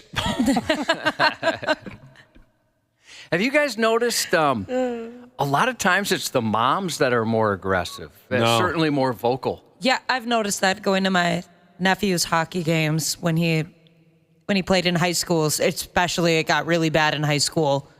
It was hard to control myself sometimes when somebody would, I guess, hit him dirty, where they would get a penalty and, they'd like absolutely throw him down. And it was really hard to not be that person that immediately stood up and just said, what the F? Like, what the heck is that? I have not experienced that. When I was growing up, playing youth hockey, youth football, all that stuff, it was always the dads who were complete donkeys. Well, not all of the dads, but if there was a loudmouth, obnoxious a-hole in the building, it was always a dude. Our mothers were very well behaved. So I have not experienced that. So with your godson, it's not so much football, but basketball. It seems some of the moms are really going for it. Okay. You can hear everyone so clearly. That's gym, probably though. a lot of it, yeah. Oh yeah, that echo. I sat next to this lady that I'm like, I can't sit next to her anymore. This is so nuts. Did you feel guilt by association just by sitting next to her? Like, they're going to think I'm with her. Oh, there's no way I could land her. Okay. They'd look at us and go, no, they're not a couple. But yeah, she was very, very loud. So, especially when they're really young kids playing youth basketball. I mean, it's not like there's a big crowd, right? Everyone can hear everything that each other are saying. Okay, so no, I have not noticed the ladies being buck wild, but it's been a long, long time since I was playing youth sports. It was always our dads back in the day. But I do have one mom story for you, and this just cracked me up. A family friend of ours, a gal, very funny gal. Her son was readying himself for his very first hockey practice. So he's a mite. And so we're all hanging out, having this conversation, and this lady that I know, this gal that I know, there she's standing there with her young son, mite-aged son, and somebody said, hey, little Donnie, I understand, tomorrow's your very first hockey practice. And right away I could tell this kid was nervous about it. He was nervous about it. He was like, yeah, I'm going to go out and play some hockey. So he was nervous. And his mother read the nerves on him as well, and she decided to make it worse. She said something like, yeah, Donnie's going to be skating tomorrow, first hockey practice. He's not the greatest skater just yet. And I said, that's okay, Donnie, you'll get used to it. And you can see how nervous this kid is to even talk about his first hockey practice. And his own mother turns to him and says, you better not fall down on the ice when you're out there for your first hockey practice. You want to know why? And the kid looks up at her and goes, why? And his own mother says, they'll kick your ass. Okay. And the kid That's just, great, though. he looked at all of us as if to say, is she telling the truth? They're going to kick my ass. I thought that was just a friggin' riot. She was just merciless with her own child. I'm fast forwarding about 10 years, and I picture that conversation coming from you, Ashley. Yeah, I love that. Elementary school custodian Jesus said basketball moms are the worst. We call the cops 2 to 3 times every season to escort some out. Oh, the Wow. cops. I've never seen something where the cops needed to get involved. No, I never experienced that when I played basketball. I've seen parking lot shouting matches, but no cops ever involved. One of my oldest gal friends had the cops called on her a few years ago at the hockey rink because she punched another mom. Anyway. Probably deserved it. There was somebody, No, she didn't. couple- Well, maybe she did. I've heard conflicting stories as to whether the mom. couple parents are talking about how they've overheard people saying horrible things about their children, and there was one time a member of my family showed up, who doesn't show up very often to some of the games. It was not an expert at all in any sport whatsoever, but was talking trash about a particular player. And I'm saying, can you shut up? Can you stop talking? Can you stop talking? The kid's parent was about 2 feet away from where we were. And they decided that they were the expert all of a sudden, talking all this trash about this kid, who was a great kid, by the way, and he had a bad game. And again, if you would have came to any other game, you would have noticed this wasn't how he usually plays. And again, we're talking about, what, 10, 11, 12-year-old kids? Oh, he was probably even younger, maybe 6 or 7 at this time. That's how you know you're a good adult, when you trash talk 11-year-olds behind their back. Okay, especially since you have no idea. You couldn't talk the game at all. Right. But you're all of a sudden an expert. How about this? See, now, this article is supposedly unhinged things. Sorry, the gas from drinking too much Gatorade. These are supposedly unhinged things parents have said at kids' sporting events. Is this that bad, Josh? You tell me, because I'm not a parent. You tell me. You're embarrassing me. I didn't raise a quitter. Is that bad? Well, when you read what happened for the parent to say that, I think, that's pretty bad. Oh, I missed that. Okay, well, here's the rest of the information. A mom shouted that at her kid for crying after getting hit in the face with a baseball. Yeah, you could probably give the kid. You're right. I did not look at the fine print. Because really, if my kid just upped and quit out on the ball field out of nowhere, I might say, hey, I didn't raise a quitter. Get your ass back out there. But I missed the part where a little girl is hit in the face with a baseball. I'm sorry. You know what they'll do if you fall down. No, what? They'll kick your ass. Rip her ponytail off! That was yelled at a children's sporting event. Strong forearm Jesus said he used to pitch. He was a pitcher, and his mom would constantly tell him to throw strikes. And he said the silence of the crowd once heard me answer, no S. That's funny. Thanks a lot, Mom, for the genius pinpoint advice on what I'm supposed to do. Why didn't any of my coaches teach me that? Right. In a basketball game in middle school, I think it was 7th or 8th grade, our star player was the coach's son. This wasn't a situation, Nick, like you say, where the kid that's coach's kid gets all the preferential treatment. This kid was great, and he had to play every minute of every game. And he was exhausted, and the coach called timeout. His dad called timeout, and he's walking to the bench, and he goes, "Oh, I'm so exhausted." And the dad goes, "That's why I called timeout, dummy." And it was one of those ones where it just echoed through the gym, and it was just dead silent there. And all the parents and other players are looking around like, "Oh, this is awkward." I certainly have seen a little bit of preferential treatment from. Oh, for Christ's sake, it was the worst. Actually I've seen more the opposite, where their kid is destroyed. I mean, he's probably because of how it is today, right? Parents aren't going to let you talk trash to their kid, so that's probably a big part of it. But I mean, he is all the frustration that's out there on the field is directed right at his kid. I've seen that so many times. Yeah, maybe times have changed. I mean, sure, when I was growing up, there were plenty of coaches who were extra. I don't want to say hard on, but I can't come up with anything. Sure, I saw plenty of coaches who were extra strict with their son, but the overwhelming majority, it was the coaches who, big surprise. Your kid is the starting quarterback? Mm-hmm. Yep. That's a huge surprise. Oh, weird. Your son is going to be the center on the first line? That's shocking to all of us. There were a few tough ones, but most of them dumped all the preferential treatment on their son. This apparently was said out loud at a ball game. An 8-year-old asked if they could get a snow cone after their baseball game. Can I get a snow cone? And one of the parents said, this is not about fun. This is about winning. Oh, man. When you're 8 and you're playing terrible baseball. I don't want to hear about a snow cone. Losing sight of the main point of things very early. I watched a video yesterday, and it was of an 8U baseball team winning, 8 and under. They're just you said 8U. 8U, yeah. 8 and under baseball team. Yeah, and they were playing in some tournament, and they got first place, and the parents on the side of the field acted like their kids just went to space for the first time. They were hugging each other. One mom was crying. Because what are you doing? Because their tiny little kids won the ball game? Yeah. Should take it down a notch. Jeez. All right. Yeah, we've all seen some things. Softball was crazy. I wasn't expecting that. I thought softball would be a little more laid back.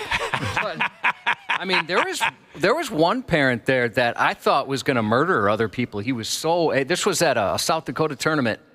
I mean, he was like shaking the fences. He was so angry. I don't know what Son of a bitch! He wasn't a part of, I don't think he was even from Minnesota. I mean, this tournament would get people from around the country. Yeah. And you played in it? No, we had a chance to, but we didn't end up going. You didn't? Okay.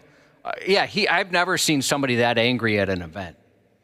And I have no idea what set him off. They were on a different field, but I didn't want to be anywhere near this guy. Oh, yeah, fast pitch traveling softball. That's the one sport I saw the crazy parents at. That was next level. My parents, thankfully, were not those parents. I never heard them. Every once in a while, because I played catcher, I would hear my dad say something like under his breath, just so that I could hear, like, hey, watch the person at first. But otherwise, nope, they never said a word. Thank God. There was one team, this is back to football, where the dad of the opposing team, he would run up and down the sidelines with his son to encourage him to run faster. I'd never seen that since. Oh, that's so embarrassing. That was 6th grade football for my oldest. There's all types out there. And like I said, we've all got a great story or two. That's what makes the subject so much fun. Tattooed Lowlife Jesus says BMX track parents. So a buddy of mine did that, which I thought was awesome because that's back, in the mid to late 80s when it was huge. They made the movie Rad, which I was obsessed with. And he was very, very good. I never noticed that there. Maybe it's changed quite a bit. Well, it seems like people are angrier nowadays. The two moments that stand out for me was the dad who climbed over the glass and down onto the ice to kick our asses for the way we were treating his son out on the ice. Was it maybe justified? I mean, obviously that's way extra that he would do that, but was it really bad how you're treating him? Yeah, I'll tell you. I'll tell you because there's details. The best part about it was when Dad piled his fat carcass over the glass and down onto the ice, he immediately slipped and fell. But here's what was going on. Yes, we were relentless with this kid. Every chance we got, we made a run at this prick. What his dad didn't know is that his son was the ultimate bully douchebag in school, in the hallways. And this bully douchebag signed up for hockey, and he wasn't very good at it. And so that was our chance to get even with this sumbitch, was when he decided to play hockey. And we smashed this sumbitch's brains in every chance we got. And he had every bit of it coming. This was that kid in your school who would pick on everybody. Well, his dad was not aware of that. His dad, of course, was convinced that his son was God's gift to planet Earth. He had no idea why we were all so brutal to his son on the ice. So you see what I'm saying? It was sure, in his dad's eyes, it was all us. But the truth was, this kid had it coming. The other that I'll never forget was, and anyone who played youth sports has been in this situation. Again, it was a hockey tryout situation, and it was the final day of tryouts where once you get your gear off, you run out the locker room and you go to the bulletin board to see what team you made. Oh, that was always so stressful. It was. And there was one kid that I played with, let's call him Don Rodney. There was a kid that I played with named Don Rodney, and I like Don. And I thought Don was a very good player. Well, one parent was not that sold on Don Rodney being an A-team quality player. So we all pour out of the locker room. We race for the bulletin board to see who made what club, and there's my buddy Don Rodney on the A-team. And a parent of another kid involved in tryouts, he did not care. He walked up to that bulletin board, and he saw Don Rodney on the A-team, and he goes, in front of everybody, kids, parents, everyone, are you friggin' kidding me? Don Rodney on the friggin' A-team? That kid is terrible. Is this a joke? Don Rodney on the A-team. This is unbelievable. That kid sucks. That's harsh. Couldn't believe it. Don Rodney, not happy. Don Rodney's parents, even less happy. Oh, if I was his parents. Oh, my gosh.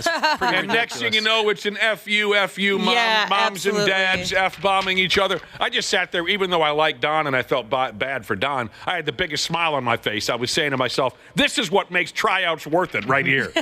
Well, the joke was on that original dad who blew up because Don Rodney went on to a very successful NHL career. Yes, you know him today as Wayne Gretzky. But that was so over the top, just classless, but at the same time beautiful. Don Rodney's doing well these days, just for the record. He is. Good. It's good to hear. Glad that didn't traumatize him too much. Oh, and that guy and the dad who did all the shouting, he's still around too. I saw him a few weeks ago. Is he kind of that type of guy, or was that just an abnormal event? Oh, no. He was fiery as all hell on all subjects. Has he chilled out at this point? Well, now he's 85 years old, so yeah. It doesn't necessarily mean he's chilled out. Yeah. Last time I saw him, he's not doing as much screaming and shouting as he used to. When he fell down on the ice, did you guys skate over there and harass him some more, or did you just let it play out? By the way, these are two separate dads we're talking about. Yeah. Yeah. So the dad who fell on the ice? Yep. Well, I was on the bench when it happened. I just laughed my nuts off. Oh, okay. Yeah. I don't know if anyone taunted. I don't better. have any memory of any of us taunting that dude's dad. Why are you picking on my kid? You know, he didn't know that his kid was a world-class prick. So there you go. They're gross, they're offensive, and kids on the road see them. Half-assed Morning Show. Josh, when you were a young buck, and you and your classmate bros were all circled up picking teams for, say, maybe a game of football or some type of activity during a physical education class, did you ever get picked last? And if so, how hurtful was that experience? If not last, very close to the bottom.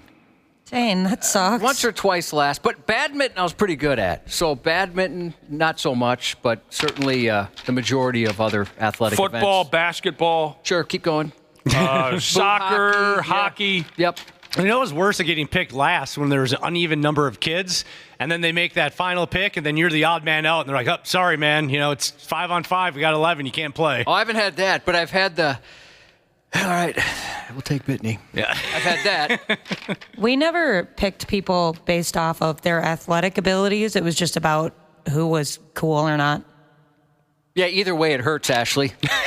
Being picked, it doesn't really matter. That doesn't help. Oh, yeah, Ashley, it's not always 100% about who's going to score you the most goals or get you the most touchdowns. Usually it's your buddies first. It's usually you take your cool-ass buddy so you guys can joke around and be jagoffs. Hurtful to be picked last. Let me give you a heads up on what the social media folks have been going back and forth about, because it's cute. What are examples, they say, what are examples of being picked last in gym class as an adult? Do you see what I'm saying to you? Yeah. What are some adult examples of being picked last in gym class. All right? I'm sure you can think of a couple right off the top of your head. How about getting invited out to be the designated driver? Oh, no. I do have a sober friend and he always jokes. He goes, did you guys invite me because you want me here, or did you invite me for a ride? Well, I remember I was pretty excited. One of my neighbors hosts a poker night, right?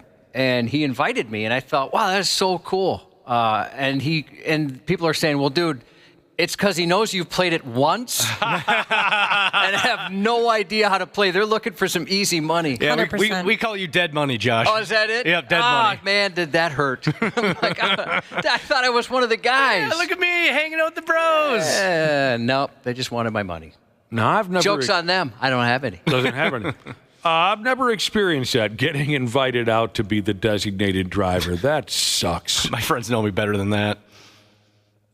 You know, I can't say that back in high school we didn't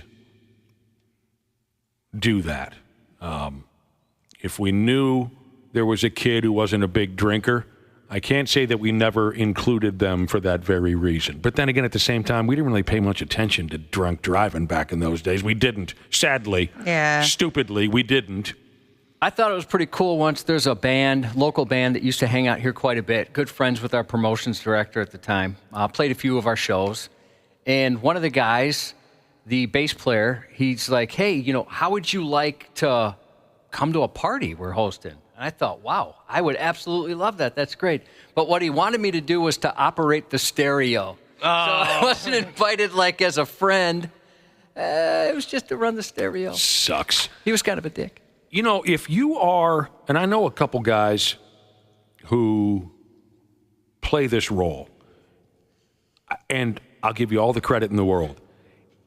I find it so difficult to be sober and hanging around drunk people. It's my least favorite thing in the world. I find it so difficult. If you can do that, you're a special person. Oh, I don't know. I think you just get used to it. I mean, that's my situation, right? For no real reason. I just don't drink very often. Well, okay. So you'd say you just at first it bothered you, but now you're used to it? It's just always been that way. So no, I could see how it would. There's certainly, there's a few people where you think, here we go. I hate it. Do you really? Yeah, I do too. Maybe it's you're awful. right. I'm sure you're right that I would get used to it. How about your brother? Your brother's sober now. How does he handle it? Fine. Yeah, it's probably just being used to it because he's been sober for a very long time. As long as I've known him. 25 years. You don't hear me dump a lot of compliments on him, my brother. But I'll give him all the credit in the world. He can completely, comfortably, happily be a sober guy around a bunch of drunk morons. I can't stand the noise. I can't stand the stupid jokes. I can't stand the constant repeating that happens. I was going to say that for me, either the guy that's just so over the top, wants to be the super funny guy and does ridiculous stuff that's going to get you in trouble, that's annoying. That I would say that's pretty infrequent. But the repeated jokes as if you didn't hear it the first time, right, that can get annoying. And I'm sure I'm guilty of that when I am drunk. When I am sober, and when I'm drunk, I don't notice it. When I'm sober, I notice every little friggin' detail, and I want to murder these people. If you're a sober person that can hang around drunks, by damn. No, you are special. A few people are texting in the same thing. The same situation, an example of being picked last in gym class, but as an adult. As if we have some experience. How about not getting invited to your coworker's wedding until other more important people drop out? I wonder what that would feel like. Gosh, what would that feel like? The three of you wouldn't know. No, we certainly wouldn't. All right, tell me if you've experienced this. Friends, how many of us have them? Sing it, Cubby. Friends wanting a group photo together. And then they hand you the phone or camera. Friends wanting a group photo. Would you take this for us? I'd be happy to not be in a photo and do that. But what if it was like you're together with your 5-6 closest high school buddies. Hey, it's great that we're all together finally after all these years. Let's get a picture. Hey, Josh, take this picture. That would be so rude. I can't imagine that happening. People talking about party plans in front of you, but not inviting you. What's this? Donnie's house? What time? Hey, how come no one wants to tell me what time we're gathering at Donnie's house? Don't do that. Don't talk about plans in front of people that they're not invited to. Or if you're sitting on the couch watching a game by yourself, maybe on a Friday or Saturday night, and then you see on social media that all your friends are gathered at a bar watching that same game, and you're just, Or they call you and you hear the noise in the background. They're at a friggin' house party. You're at a bar with 10, 12 people. Yep. Are you watching this game? Well, yeah, I'm at home alone. You could have called me. Thanks for the invite. Pest Control Jesus had a friend who invited him to the movies because he had an extra ticket. He was super excited to go and then found out after the movie that he was his fourth choice. The third choice was his dad. Oh! I'm below your friggin' dad? No! Oh, no. I'll tell you what, I did flip out once in high school because one of my buddies who never had parties had one. Well, it wasn't like a Friday or Saturday night thing. It was a weeknight gathering, drinking beer on a weeknight, on a school night. And I didn't get a phone call. It wasn't huge. Only 5, 6 other people got called. Hey, come over, let's drink some beer here on a school night. But I didn't get called. And what pissed me off was me and my brother's place where we grew up was the most lawless house in town. You could come over there anytime, drink beer, smoke cigarettes, chew tobacco, fall asleep on the couch. Our house was lawless, and this buddy of mine was always over at our house. And the one time he has people over, he didn't call me. The next day in school, I laid into this peckerhead like I was on cocaine or something. I went after this guy, you prick bastard. In the end, we made up, but that offended me. We always had parties, always had people over. If you got kicked out of your house, you could come to our house. And my folks, mom, dad would say, yeah, go ahead, sleep on the couch. But this bastard, I was a little, when you're a kid, that means something to you. Yeah, I could see that being hurtful. By the way, and I want to apologize. I shared the story about being very excited to be invited to my first ever poker night with one of my neighbors who throws this party, and it seems like everybody's having fun, camaraderie, being one of the boys. And then somebody had ruined it for me and said, well, they want to take your money. They know you're a sucker. Now, a few people are texting in saying, oh, no, they were in the same spot, and they just found out they were the sucker at that party. Yeah. I'm sorry to do that to you. I know how much it sucked when I found that out. There has to be one. I didn't mean to put that on anybody You're opening people's eyes to some of the hurtful things that they never noticed in the first place. Yeah, it's terrible. Okay, again, this conversation is adult examples of being picked last in gym class. I just thought of a great one that happened to me at the Metrodome. It's about 20, 21 years old. It was a student night game for a Twins game, the upper deck. It was $5 tickets, $2 beer, whatever it was, and 5 or 6, 7, 8 rows in front of me, I see an old bro from high school, a guy I hadn't seen since we graduated. We're good pals. I'm like, oh man, Sam's here. I nudge my buddies. That's Sam. Yeah, that's Sam. So I pull out my cell phone because it was so loud in there, and I call him. I'm like, oh, he's gonna be so surprised. I'm gonna wave. Hey, look behind you. I see him. He pulls his cell phone out of his pocket, looks at it. No, just puts it right back in the pocket. I don't do that for a fear of that reason, like watching somebody do that. Oh, it's so devastating. All right, Jacob texted. It took me a second to understand this, but this is good. How about when the wife tries to reassure you about your penis size by saying, hey, you know what? At least you're bigger than all your friends. Oh. That's got to be a hey moment. All right, some of these are very similar. Just change the situation very slightly. Everyone going out for lunch at work but not asking you to join, finding out that your friends went out of town without calling or texting you. Or when your friend who lives out of town comes back for a few days and doesn't bother to tell you. Yeah, especially if you think you're close. Yep. Being sat at the randoms table at a wedding. I guess I've never noticed what the label is, I'm missing a word, I wouldn't know what association was. Why would just assume, the people that all know each other go in certain tables, and if you don't know each other, you go in a different one. You shouldn't let that bother you, because for the most part, it's because it can be because you don't have a +1, somebody else with you. So there was an extra table at my wedding where, the people that didn't have a +1. Yeah, a little singles mixer. Yeah, there you go. You can be friends with each other. Sure, that makes sense. I've never sat down at a wedding and thought, oh, I'm at the this table or the that table. I haven't either. I didn't know that was a thing. I wouldn't want to be sat at the table with all the aunts or the uncles or a big friend group that I didn't know. That would suck. I'm hoping that no family shows up, actually, Ashley. Here are a few more examples. We talked about, getting invited out, but you're the designated driver. Friends want a group picture together. They hand you the friggin' camera. Hilarious. People talking about party plans in front of you but not inviting you. All right, how about this?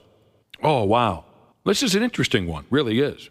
I wouldn't think much of this. It says here, when you're the one who always has to drop behind when the path is too narrow for 3 people or 4 people or 5. Do you see what I'm saying? I never would have thought of that, but yeah, that's true. I'm that guy. You are that guy? Yeah, absolutely. That's surprising because you walk fast. You're a fast walker, very pigeon-toed. Yeah, I am. And duck-toed. So you don't end up walking shoulder to shoulder with the friends. You drop behind. Yeah, if somebody's coming the other way and we got to thin the herd a little bit, yeah, I'll drop behind. They merge in front of you and leave you. Well, that's not right. This is a good one. And it's funny that this comes up from Millennial Steel Cutter Jesus, because I just had this thought last night. I was at the Wild game with my family, and I noticed, like the young people in my life, they've got all these group texts that they're a part of, and I'm only a part of one, and that's with you guys. Oh, really? Yeah, you're the only group text that I have. Huh. And so he said, he thought of one here, Millennial Steel Cutter Jesus. When your friends have a group chat together and you're not in it, and then find out about it. That would suck. That would absolutely if you're a younger person, maybe you're sensitive to that kind of a thing. Sure. Is everyone in a bunch of group chats? Oh, yeah. Mm-hmm. Yep. Well, I've got... they fire off nonstop all day. Oh, that might be annoying. No, I love it. It's a lot of work. That stuff is a lot of work. You can just turn notifications off, Josh. It helps. Just with you guys. Cubby, no one ate your dish at the potluck. That's another... I always eat a little everything for that reason.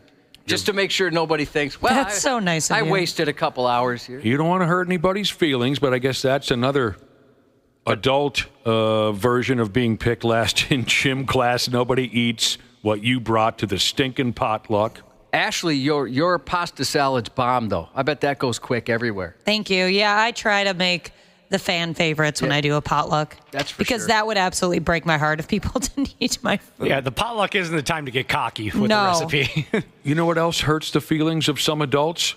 When you've met someone multiple times and they still say, hey, nice to meet you. Oh, I'm so bad at this because I recognize faces more than names. And I hate when I forget somebody's name because then they make it seem like I just don't remember meeting them. Oh, I hate that. That's why you never say it's nice to meet you. You always say it's nice to see you. Oh, that's so smart. This just happened to me 2 days ago. I shook this guy's hand. And I was like, oh, yeah, I'm Ashley. It's nice to meet you. He's like, yeah, we've met before. Darn it. How about this?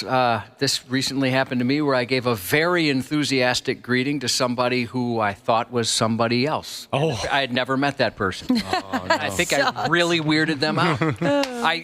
It was a spinning image of somebody else I knew, and I was very enthusiastic. We've all been there. Here's a few takes now from our beautiful listening audience. The little hurtful things that happen as adults, it kind of feels similar to when you're picked last in gym class. Pizza crust Jesus. This is a cool one. A cool one, that's not the right way to put it. This is very unique, very unique. How about not getting inviting isn't... How about not getting invited to your best friend's wedding because your ex-wife won the couple in a divorce? Oh, man. Oh, that sucks for you. Does he mean what I think he means where, his wife said, hey, look, you're not hanging out with these two anymore. They're mine. Oh, I just assumed that the friends picked the wife. That's what I was assuming, too. Yeah, the friends chose the wife over him. Yeah. Oh. But maybe not. Mm-hmm. Maybe I... Okay. It's usually the friends call. Okay. I was undefeated in my divorce, by the way. Were you? Oh, yeah. Oh, I would be all defeated. My wife would be picked by everybody, for sure. That's an interesting one. So it's your best friend but they picked your ex over you. Okay, now I'm following this. So, how about this one? This one would suck.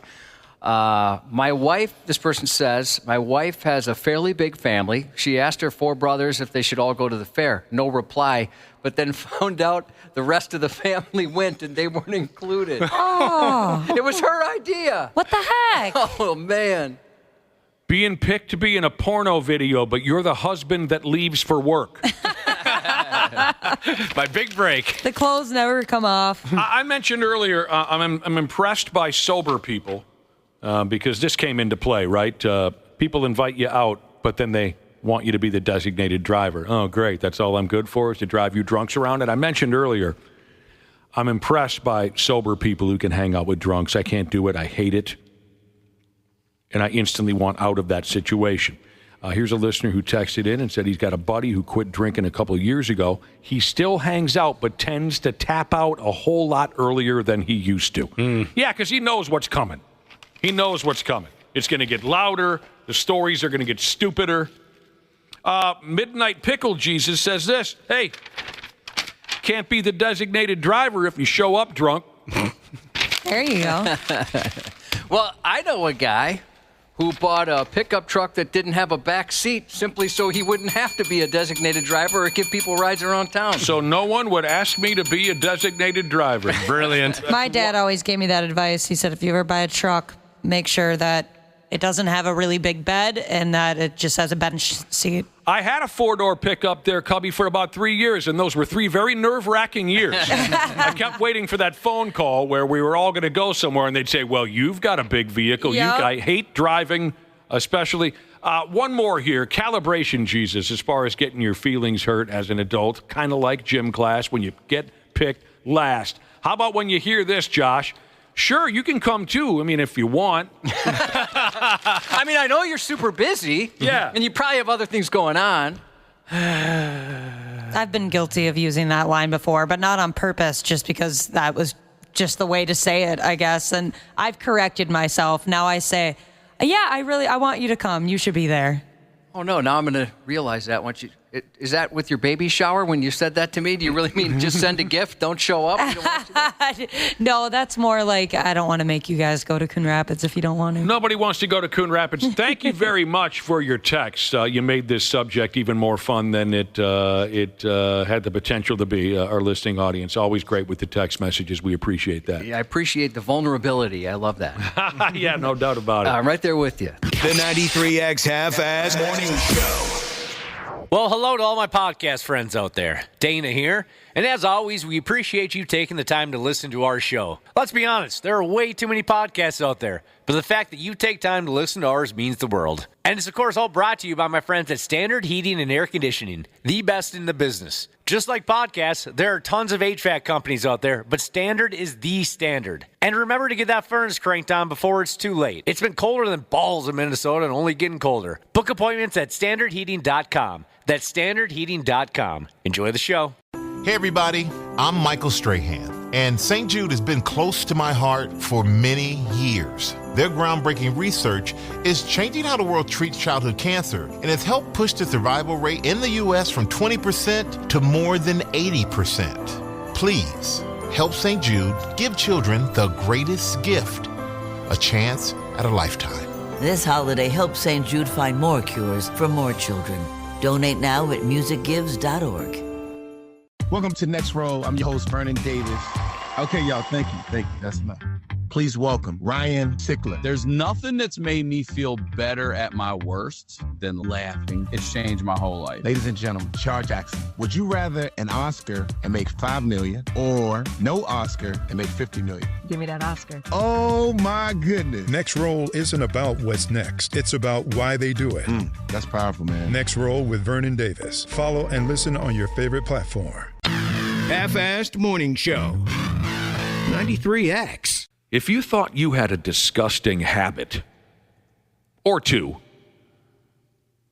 go ahead and compare it to this effing guy in China. 651-989-9393. Be honest with us. What's your nastiest habit, your most disgusting habit? Send it off, no judging. We all have gross habits. 651-989-9393. What's your grossest, nastiest habit? I know there's going to be some of these I'm not going to want to read out loud, but I'll go ahead anyway for the sake of the program. Think about it, send it in. While I tell you about this middle-aged feller, he is, in China. He hauled himself into the hospital. He had a bad cough. Some bitch wouldn't go away. He'd been guzzling cough syrup. Didn't help. His eyes were also bloodshot when he showed up at the hospital.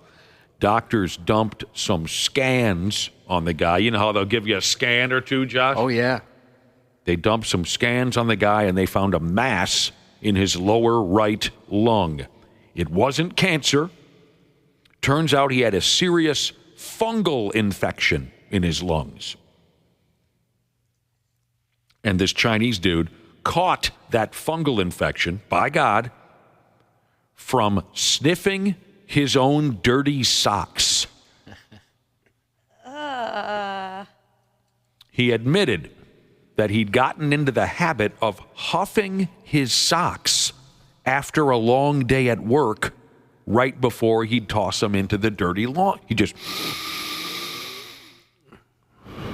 kind of a thing on his on his socks. Is there such a thing as athlete's lung? Must be. If he's getting a fungal infection in there. It says here, technically, the fungus that they found lodged in his lung was different than athlete's foot fungus. He responded to antifungal medication called Strireclinstrol. And he's a lot. The side effects They're are almost worse. He is, as of today, he is alive and well. So why would a guy want to inhale his own dirty socks? Yeah, that's weird. Usually those sniffers are, other people's clothing. Right. Mm-hmm. Right. Drawers and such. 651-989-9393. Now that you know this Chinese guy's story, what is your nastiest, most disgusting habit? If you don't want to include your name, you don't have to. This guy would pick up his sweaty socks after a long day at work and just take it all in. Does this qualify? A person likes to scrape the underside of their big toe, big toenail, and then smell it? Does that qualify? Yep. I'd say so, yeah. Hang on a second. A lot of nose pickers. He would scrape. Yeah, he would scrape whatever comes out of the underside of his big toenail and then sniff it. Oh, smell God. It. Oh, that makes me nauseated. No. Again, you missed the topic. We're talking about gross habits you might have. That's what we're trying to share. That doesn't qualify. Oh, God.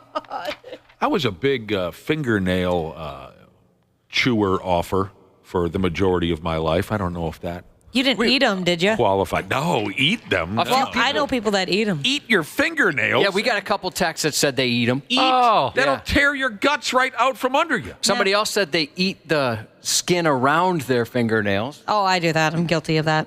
You eat it? Yeah. Like you swallow it? Yeah.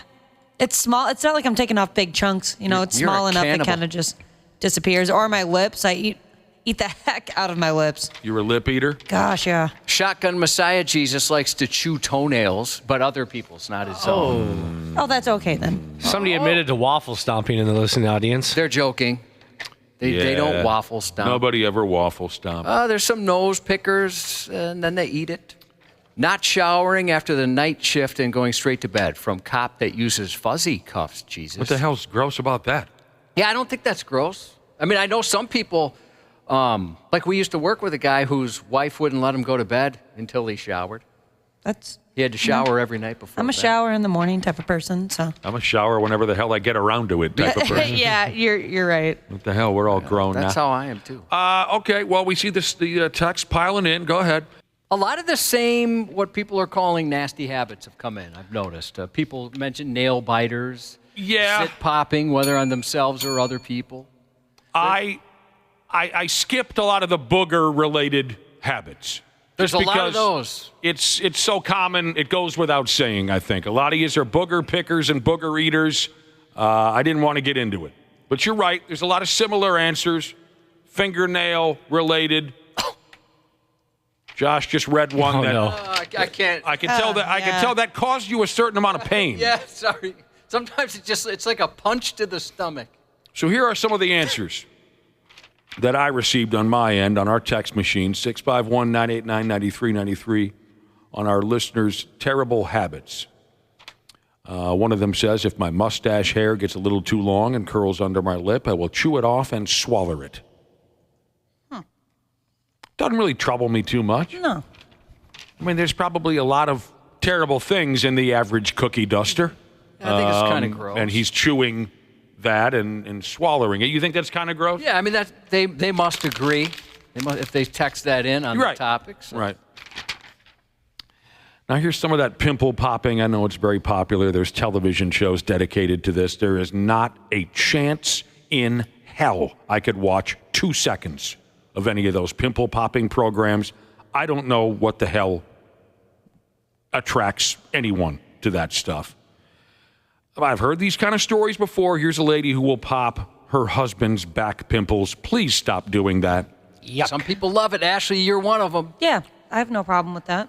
A friend of mine growing up, his mother would do that for him, and I just thought it was the most repulsive thing.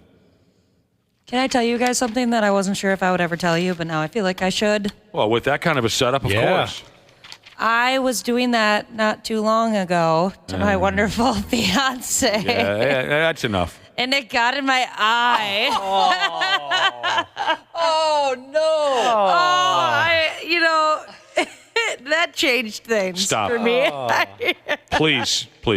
That's I want to gross. go home. We need a palate cleanser. That's really gross.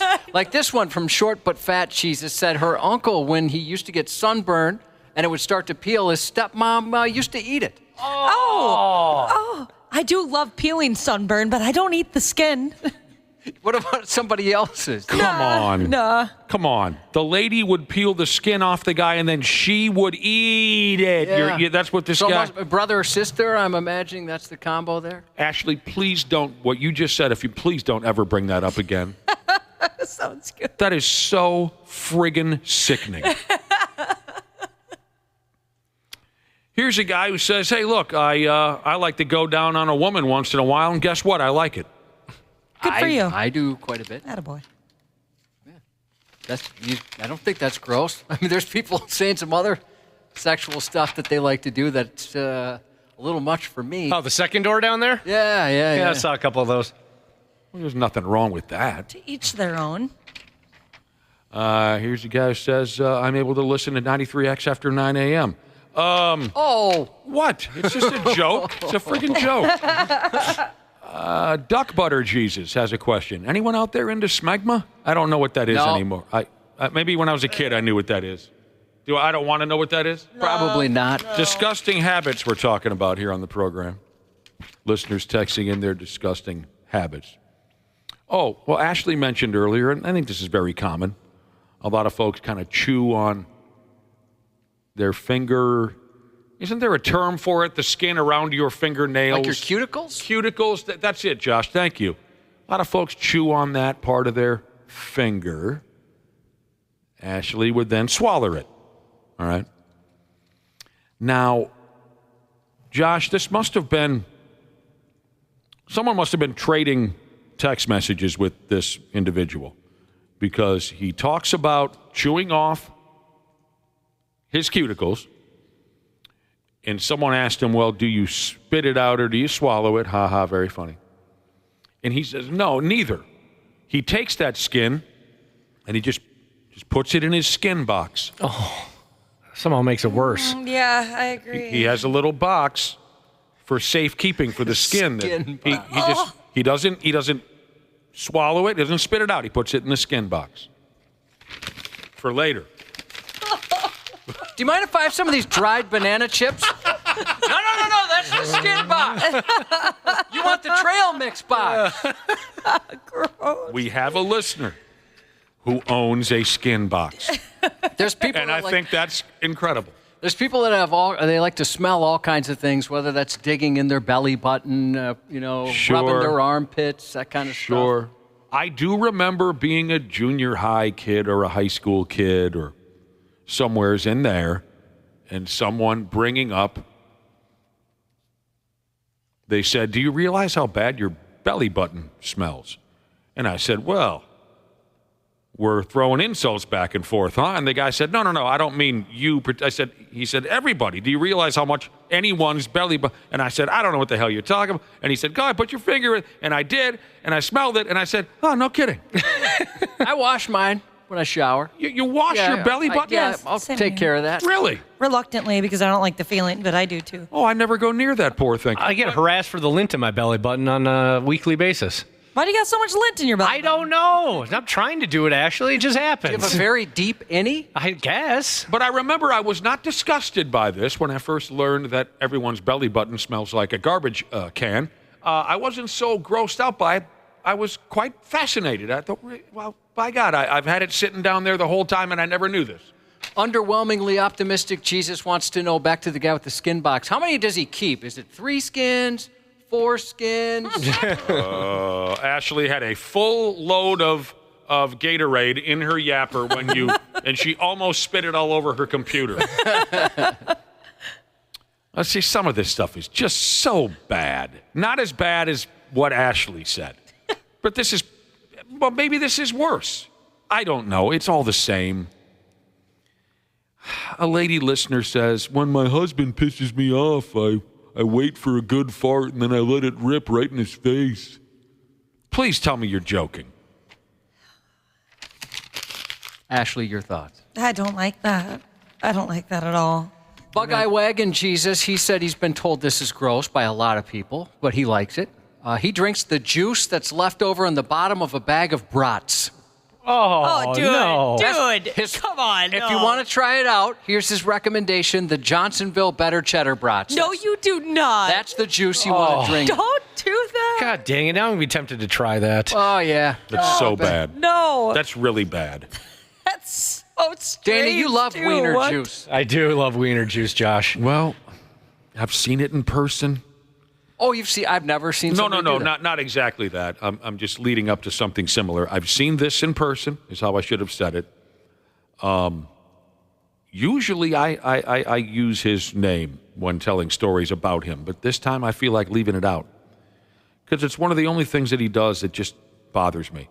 If we go out for wings, 10, 12 guys sitting in a circle, plate after plate, by the end of the night, plate after plate of emptiness. The wings used to be there, now they're not because we chomped them up. This dude will lick the plates. Yeah, it's going a little far. I love wings. I love wing sauce as much as the next guy, but I'm not licking plates. Terrible. Does he have any shame? I'd be embarrassed to do that in front of my buddies. No, he shows it off, Josh. He shows it off. You think he's cute. Oh, I know that. Yeah, you know who. Yeah, you think he's cute. I bet there'd be some people that would want to watch him do that. I can imagine you get a crowd of ladies pretty interested. God, there's no ladies interested in that. Well, one of our listeners sleeps with a chew in his mouth every night. Why do you do that? You just spit it out onto the floor, on your bedroom floor. What do you? I don't think that's gross. I yell at my different. Well, the end result of it is, Josh. You know what I'm saying? Like when you wake up the next day. Oh, yeah. It's gross. Yeah. You're gonna choke. I yell at my don't choke. fiance all the time because he'll put his Zyn in, and I mean that's much more safe than putting like loose tobacco in your mouth. But I'm like, dude, that can't be good for you. This is great. This text, Christ Almighty, this is disgusting. And that is from Scene Clean Jesus, who has a very important and I'd imagine very difficult job with what he has to see cleaning up some terrible scenes. All day long. And he's grossed up by this conversation. All day long, he's dangling with brain matter and semen and blood. And this is too much for him. And sometimes even, sweat, maybe. I don't like that. I feel like I'm bleeding clear stuff. Here's a feller who works in the plumbing industry, and he says, sometimes I don't wash my hands after cleaning a sewer line. It gives my sandwich a little extra pop. I had a plumber. We had a clogged drain, not a shower, sink drain in a bathroom. Sure. And he's like, oh, I see what's going on. And he pulled out just like this goopy, black, hairy, everything. It was just disgusting with his hands. Yeah. He just went for it. Yeah, they grow accustomed and callous to the operation. I thought, I'm not that brave. Evil garbage man Jesus, he says, I see some sick and smell some terrible things, but this topic is awful. We get it. Now, a lot of these poor habits, disgusting habits that we asked our listeners to text us in and tell us about, a lot of them quite off-putting. No offense to those of you, who we've read your text already, but none of them so far are wildly unique. This here, very unique. After I shower, a listener says, I dry my butt crack with clothes from the dirty clothes hamper because I don't want to have the butt matter on the towel. You see what he's saying there? Oh, like after the shower? Yeah. Yeah. He doesn't want to get any of his butt matter on the towel because he's going to dry the rest of his body with that towel, maybe even his face. So he dries his ass with dirty clothes from the dirty clothes hamper. But you're getting dirty clothes on your butt. Yes, he is. I mean, I get it. It's question. Not that gross. Yes, Josh. Is it possible to dry everything else first, then use the towel? I'm assuming they want to reuse the towel. Yeah, they're a towel reuser. Where you were going with that was very clever. But I imagine it's he won't use a towel after ass contacts the towel. It's a good way to avoid pink eye. I work from the top down. You do. But I don't get in between. No, me either. I mean, you guys flossing back that just there air with the towel? dries. Oh, yeah, you get up in there. You do, huh? Yeah. Oh, for Christ's sake. No, I don't. Another one that's quite unique. On my way home from work, sometimes I'll just do the farmer's blow all over myself knowing my clothes are going straight into the laundry. What if you have to stop for gas or something? Yeah, that's a little on the gross side. What if you run into an old friend and you want to have a conversation? Farmer's blow all over yourself? It's gross around here. Nasty habits, that's been our chosen topic of conversation this morning. Everyone goes home a winner, right, Josh, when we're talking disgusting habits? Yeah, it's fun. I try not to be too gross in my daily activities. Is there anything that I do in front of you folks that you'd like me to stop?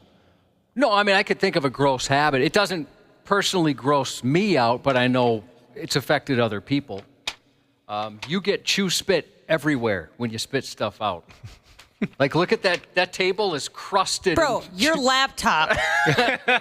What's going on? Can you see your laptop? I want to clean it for you. Can I clean it for you? But, I mean, if that table is so crusty.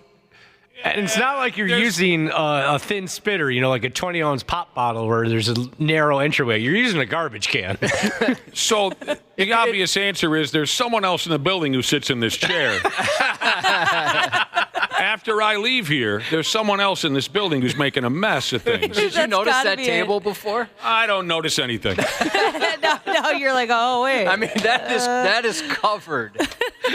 He started this by saying, I try not to be too disgusting. Like I said, it doesn't bother me. I'm fine with it. But if we're going to point one out, that'd be one. I try to corral my sneezes, but that's very difficult for me to do. Don't hold those back. They're too big. Well, no, I would never hold them back. I'm talking about, because I get a lot of grief at home for sneezing into my hands or just launching it into the atmosphere. I'm trying to tuck my face into my elbow the way everyone's been doing it since COVID hit town. That's difficult for me, because they come on so fast. Well, yeah, and yours are so violent. I mean, I'm worried you're going to blow your arm off. Yeah. Can't believe I still have all of my teeth in my yapper. Okay, some of the text messages that have come in, let's wrap this up. Our listeners have been texting in their terrible habits. Now, this isn't so much a habit, but something gross that a listener witnessed. What's the name at everyone's neighborhood bar? It never happens, but it's a thing. It's a topic of conversation now and again. The bartender's going to take all the juice from the bar rail and put it in a glass, and then you drink it. I've heard it called the Jersey Turnpike. Okay, we'll go with that. I've done that before. You actually have? Yeah, I mean, I didn't really think of it as that much of a big deal, though. Do you understand what we're talking about? Yeah, I know what you're talking about. They take the bar rail mats, the rubber mats, and they put. You don't think of that as a big deal? No, because it's just spilled booze. Yeah, and I mean, when I was a bartender, the only else? thing that would go on top of those were clean glasses, so that you could make a drink. So there's no chance that anything else got in there, Well, spit there was or a boogers or anything like. There's no chance. I don't think there was a chance of spit or anything like that. At least the places that I worked. Whatever people had on their hands, you don't look at that as disgusting to drink. No, why did you do this? Just because you were young and someone dared you? Yeah. So you watched the bartender pour those rubber rails into a glass. You're still looking at me as if I'm crazy, treating this like it. Josh, is that disgusting? I find it kind of gross. I never really thought much of it. I was the one that was bartending, so I guess maybe I knew it was clean. What did it taste? But it's not clean. What it just tasted like a nail polish remover, just like mixed. Ew, mixed it's horrible. Alcohol, vodka taste. Now, when I was a kid, I used to go down the line at the pop machine, right? Mix everything together. Yeah, that's so much fun. Yeah, I loved it. But I don't think, how they've got the tray underneath there. I don't think I'd ever scoop up the remnants of the tray. Oh, yeah. Assuming that's the same thing. Yeah. Isn't it amazing what some people treat so nonchalantly and others would backpedal away from as fast as they can? I guess maybe the thought process was alcohol strong. Maybe it kills I understand some what of you're the saying, yeah. I mean, to me, that seems kind of gross. Yeah, when you think about the soda machine in that way, yeah, you're right, Josh. Anything could have been in that swill that you drank, and you were sitting here up until this very moment. You just thought of it as an odd drink that you ordered. Yeah, just another day. Well, what about, let's say, like at an ice cream machine, you go to like where they have twist cones. Or think about that like at a Dairy Queen. It kind of piles up at the bottom. Yeah. The bar rail special, most folks are calling it a biological Jesus. The drip mat special, maybe you call it. He says once they did this at the bar, they had someone drink the bar rail juice, and it had a bee in it. Oh, Jesus. I mean, that's the other thing. Flies could be in there, ants. Well, maybe they'd start a whole new type of alcohol. I mean, because you got the worm and the tequila, right? Doesn't one have a scorpion in it? That sounds right. Yeah. I thought there was some sort of alcohol that had a scorpion in it. All right. That's crazy. That it took us 5 minutes to talk you into the idea that that's disgusting. People have been blowing their loogies. What about sharing Kleenex? Oh, I got that one. Yeah. Parents are gross. Yeah, that was a parent that said they do that with their kid. Oh, the old rewashable one or something? Or are you talking about just one kid to the next use the same Kleenex? Well, no, he said, or he or she said that they used the same one their kid used. Oh, gross. Right. You have your little kid blow their nose into the rag, and then you use it too. What's the matter with you? Too clean seal coating, Jesus says. When the heck did we get ice cream? I love that line. 93X Half-Assed Morning Show. I wouldn't have sex with you if I was starving and your wiener was a ham sandwich. 93X rocks. Does anyone know what's behind this? I'm seeing a lot of talk about bathroom etiquette lately. Ashley sent a couple things on. I guess that's all I've seen. All right, let me give you the rundown here. Every bathroom should have some type of music playing at all times. They're referring to, I guess, public bathrooms for the noises that we make. I saw a conversation on the weirdest things people have seen in a private bathroom. I've seen an argument online about how half of Americans, if not more than half of Americans, want, again with this conversation, bathroom stalls with no gaps.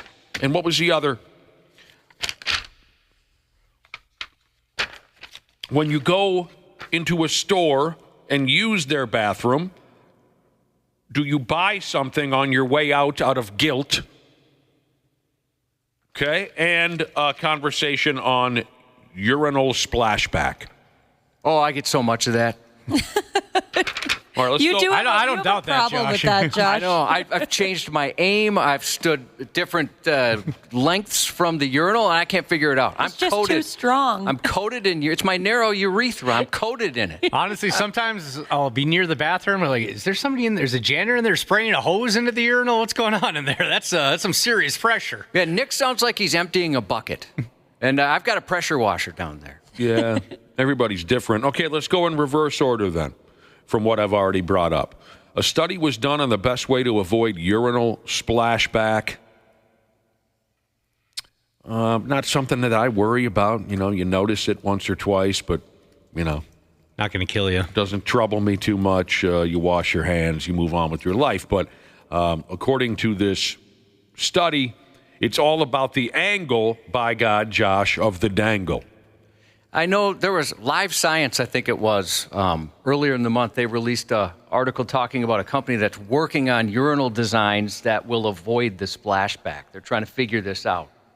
There has to Science is stepping in. Okay, thank God. I would imagine that the urinal might be made with a bit of a bowed design. Do you understand the words that are? Is that the proper? Yeah, you're describing something. Sure.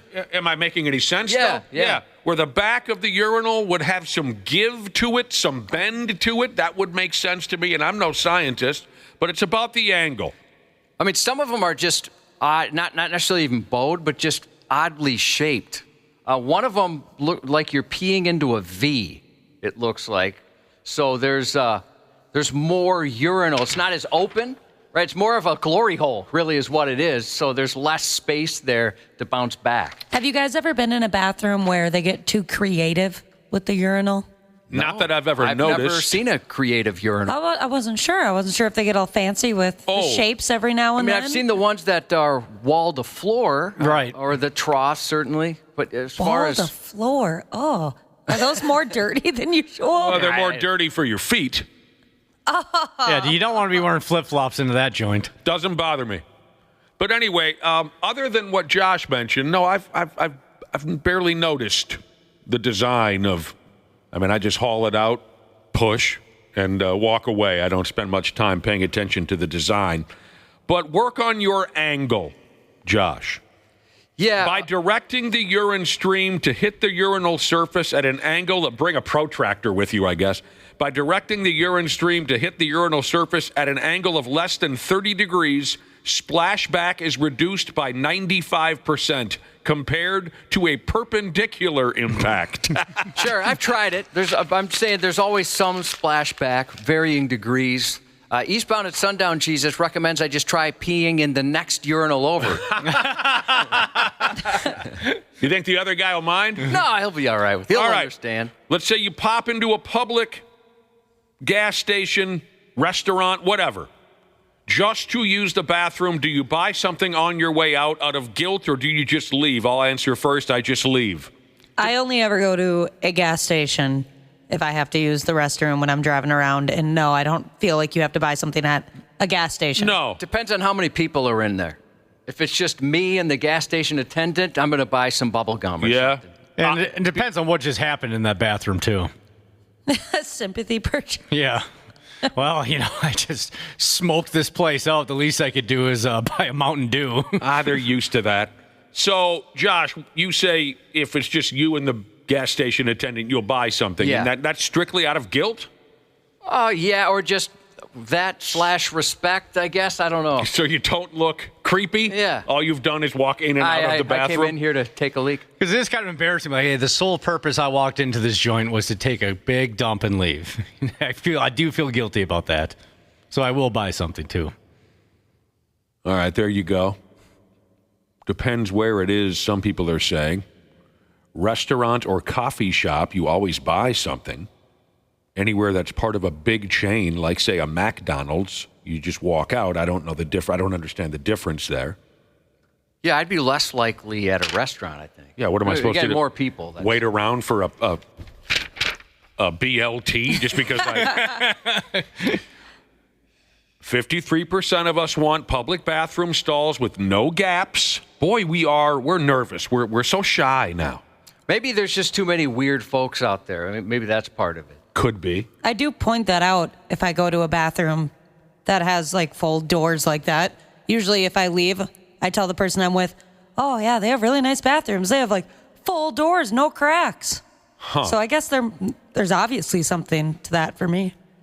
Boy, I've only seen a couple of those where there's no gap in it whatsoever. The only time I ever saw was when I traveled to England. The only time I ever left the country, and I was blown away. I'm like, this is luxurious. This is like my own little private room. That's how you know it's fancy. Yeah. Well, so you're talking about, you're talking about a whole room to yourself with a real door. Yeah, it's like a door to a closet with a toilet in it. Okay, sure.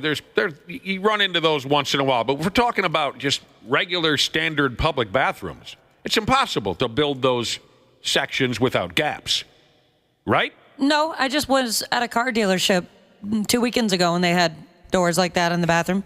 Yeah, I've seen it a couple times. Oh, all right. Just gapless doors. Many of us, hell, a great majority of Americans, they don't feel like they have enough privacy in public bathrooms. So they want to find a way to eliminate the gaps in all bathroom stalls. I don't. That's never bothered me. No, I don't get. This is not a concern of mine. If someone wants to peek on me while I'm sitting on the toilet, that's your problem. How else can I make eye contact with the person if there's no gaps? Well, we've heard stories, too, about the people that are so self-conscious about at work that they bring a separate pair of shoes to bring into the stall, their poop shoes, so that if somebody looks down and they won't recognize that it's them pooping because they have different shoes on. Well, there's a poop bathroom here. I mean, it seems like folks use the back bathroom for that. Oh, yeah, 100%. Oh, is that right? Mm-hmm. Oh, I didn't think that back bathroom was a thing anymore. It's not supposed to be used, but it is used for number twos. Really? Yeah. Oh, well, I'm still going to use the one up front so everyone gets a dose of what I had for dinner last night. People are different, What happened to you as a kid that you have so much bathroom shame? Or why are you so afraid of that situation? Were your parents mean to you about your bathroom habits or something? I'm just asking. I'm just curious. I remember one of the funniest things I ever saw in a public bathroom was out at a concert one night, little club, and my brother had this gal hanging all over him one night, or on this particular night, I should say. My brother had this intoxicated woman hanging all over him. And they had the, what's the word I use, Josh? They had the...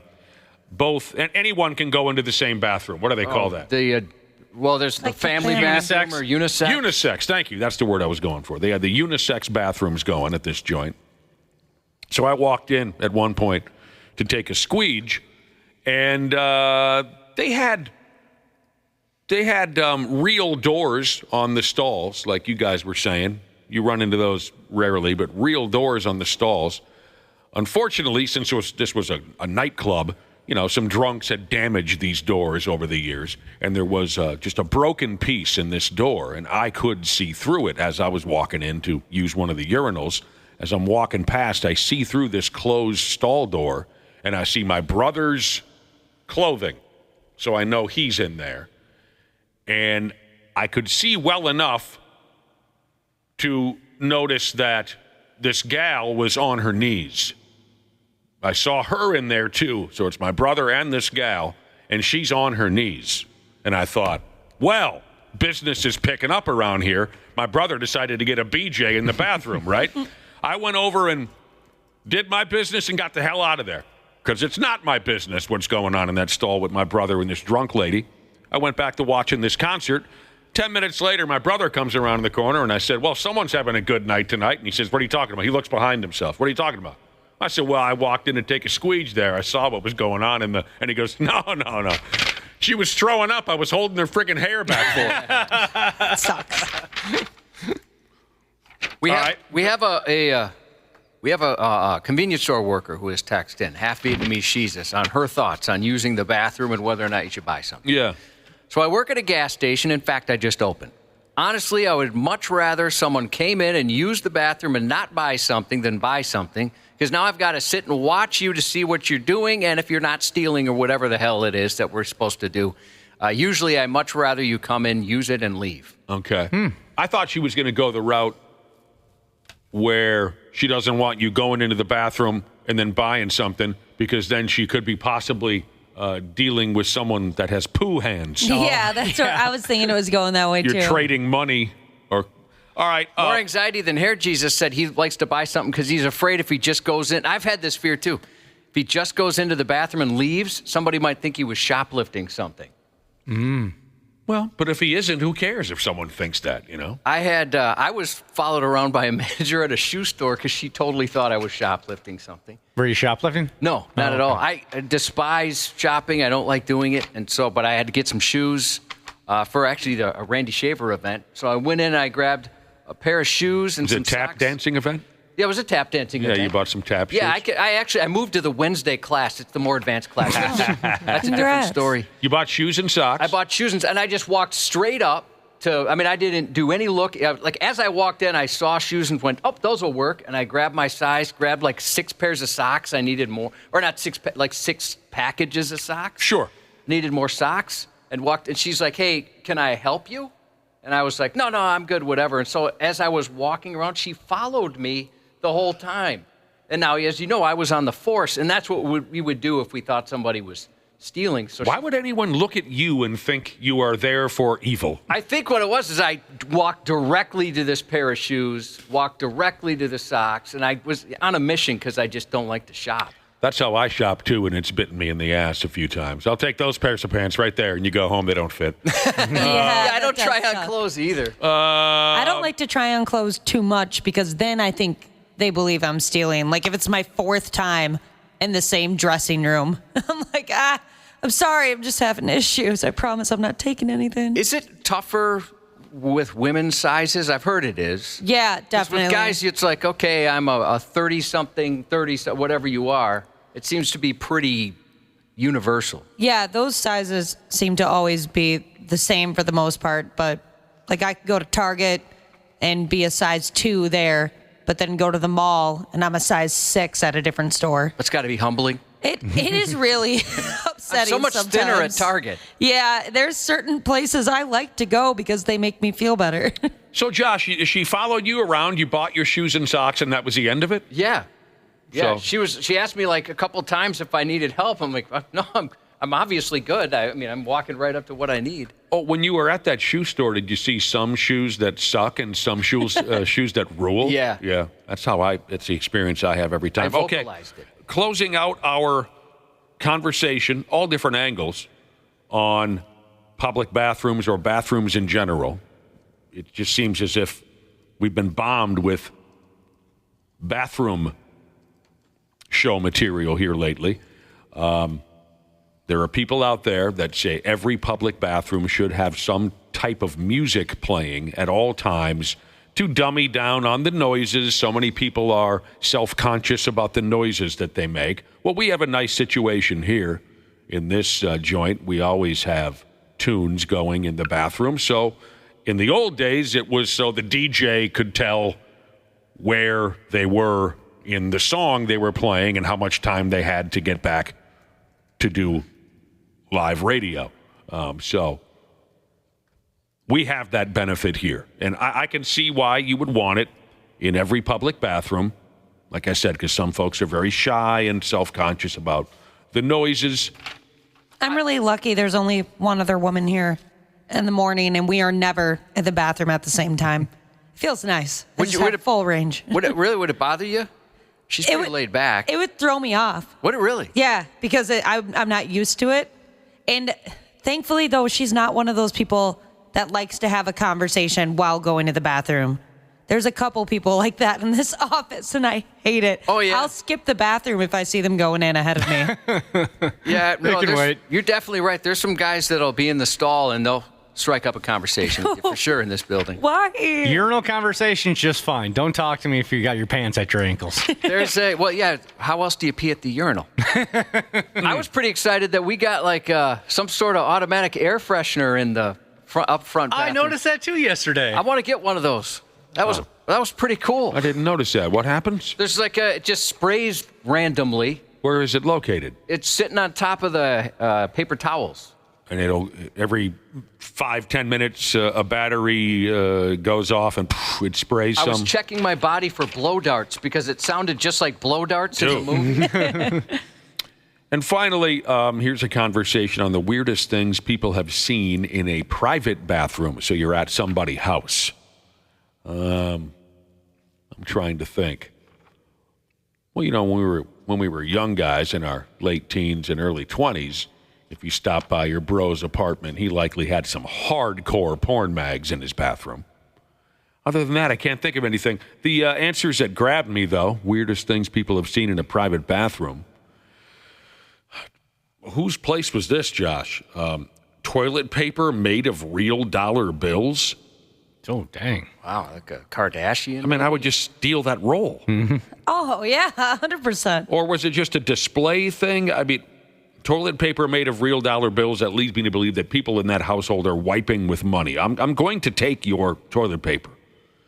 A mirror directly facing the toilet. Who needs that? Oh, no. Oh, there's a bathroom that I use very, very often, and there's a mirror directly across from the toilet. And it's very humbling looking at yourself in that position. Is it above a sink?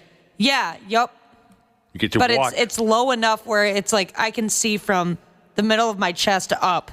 So I'm just making eye contact with myself. Your poop face. If ever you wondered what you look like when struggling and forcing, you can look in that mirror. Also, adult toys on full display on a shelf stacked up like trophies somebody saw in a private bathroom. Well, that's fun. Gross. I saw some in the shower once, but never just on display, ready to go. You saw toys in a shower? Yeah, I'm guessing somebody threw them in there to wash them. Sex toys. Oh, that kind of. Well, that's a completely different thing. All right. Oh, did I not make that clear that I meant sex toys? I might have skipped over that if you said it. Yeah, sex toys on a shelf displayed like trophies. Sorry, I think I just said toys, and that's not interesting at all. Yeah, sex toys. This person says, I was at a department store once where a guy answered his phone while using the stall. Oh, yeah, we got a guy here that does that. Yeah? Yeah, all the time. Every time I've seen him in there, I think he's on his phone. Huh. There was a guy that used to work here who was arguing. The guy that used to get yelled at by his kids and wife all the time. Oh, no. Oh, dang. He was getting yelled at by one of those. I'm not sure which one he was on. He didn't even get peace and quiet on the toilet. He was one sorry sumbitch. Oh, okay. He got yelled at all the time. Oh, did he deserve it, Josh? No. He's like one of the sweetest guys of all time. Well, but that's why. That's why. This guy was so gentle and sweet that he set himself up for abuse. And his wife and teenage kids treated him like he was the lowest form of life on planet Earth, and he put up with it every time. And we saw it happen a few times, and it was friggin' disgusting. So, yeah, he didn't have a minute's peace. Even when he's trying to cut a deuce, one of his teenage kids would be calling to yell at him because there's not enough gas in the car or something like that. That poor bastard. The 93X Half-Ass Morning Show. Well, hello to all my podcast friends out there. Dana here. And as always, we appreciate you taking the time to listen to our show. Let's be honest, there are way too many podcasts out there, but the fact that you take time to listen to ours means the world. And it's, of course, all brought to you by my friends at Standard Heating and Air Conditioning, the best in the business. Just like podcasts, there are tons of HVAC companies out there, but Standard is the standard. And remember to get that furnace cranked on before it's too late. It's been colder than balls in Minnesota and only getting colder. Book appointments at standardheating.com. That's standardheating.com. Enjoy the show.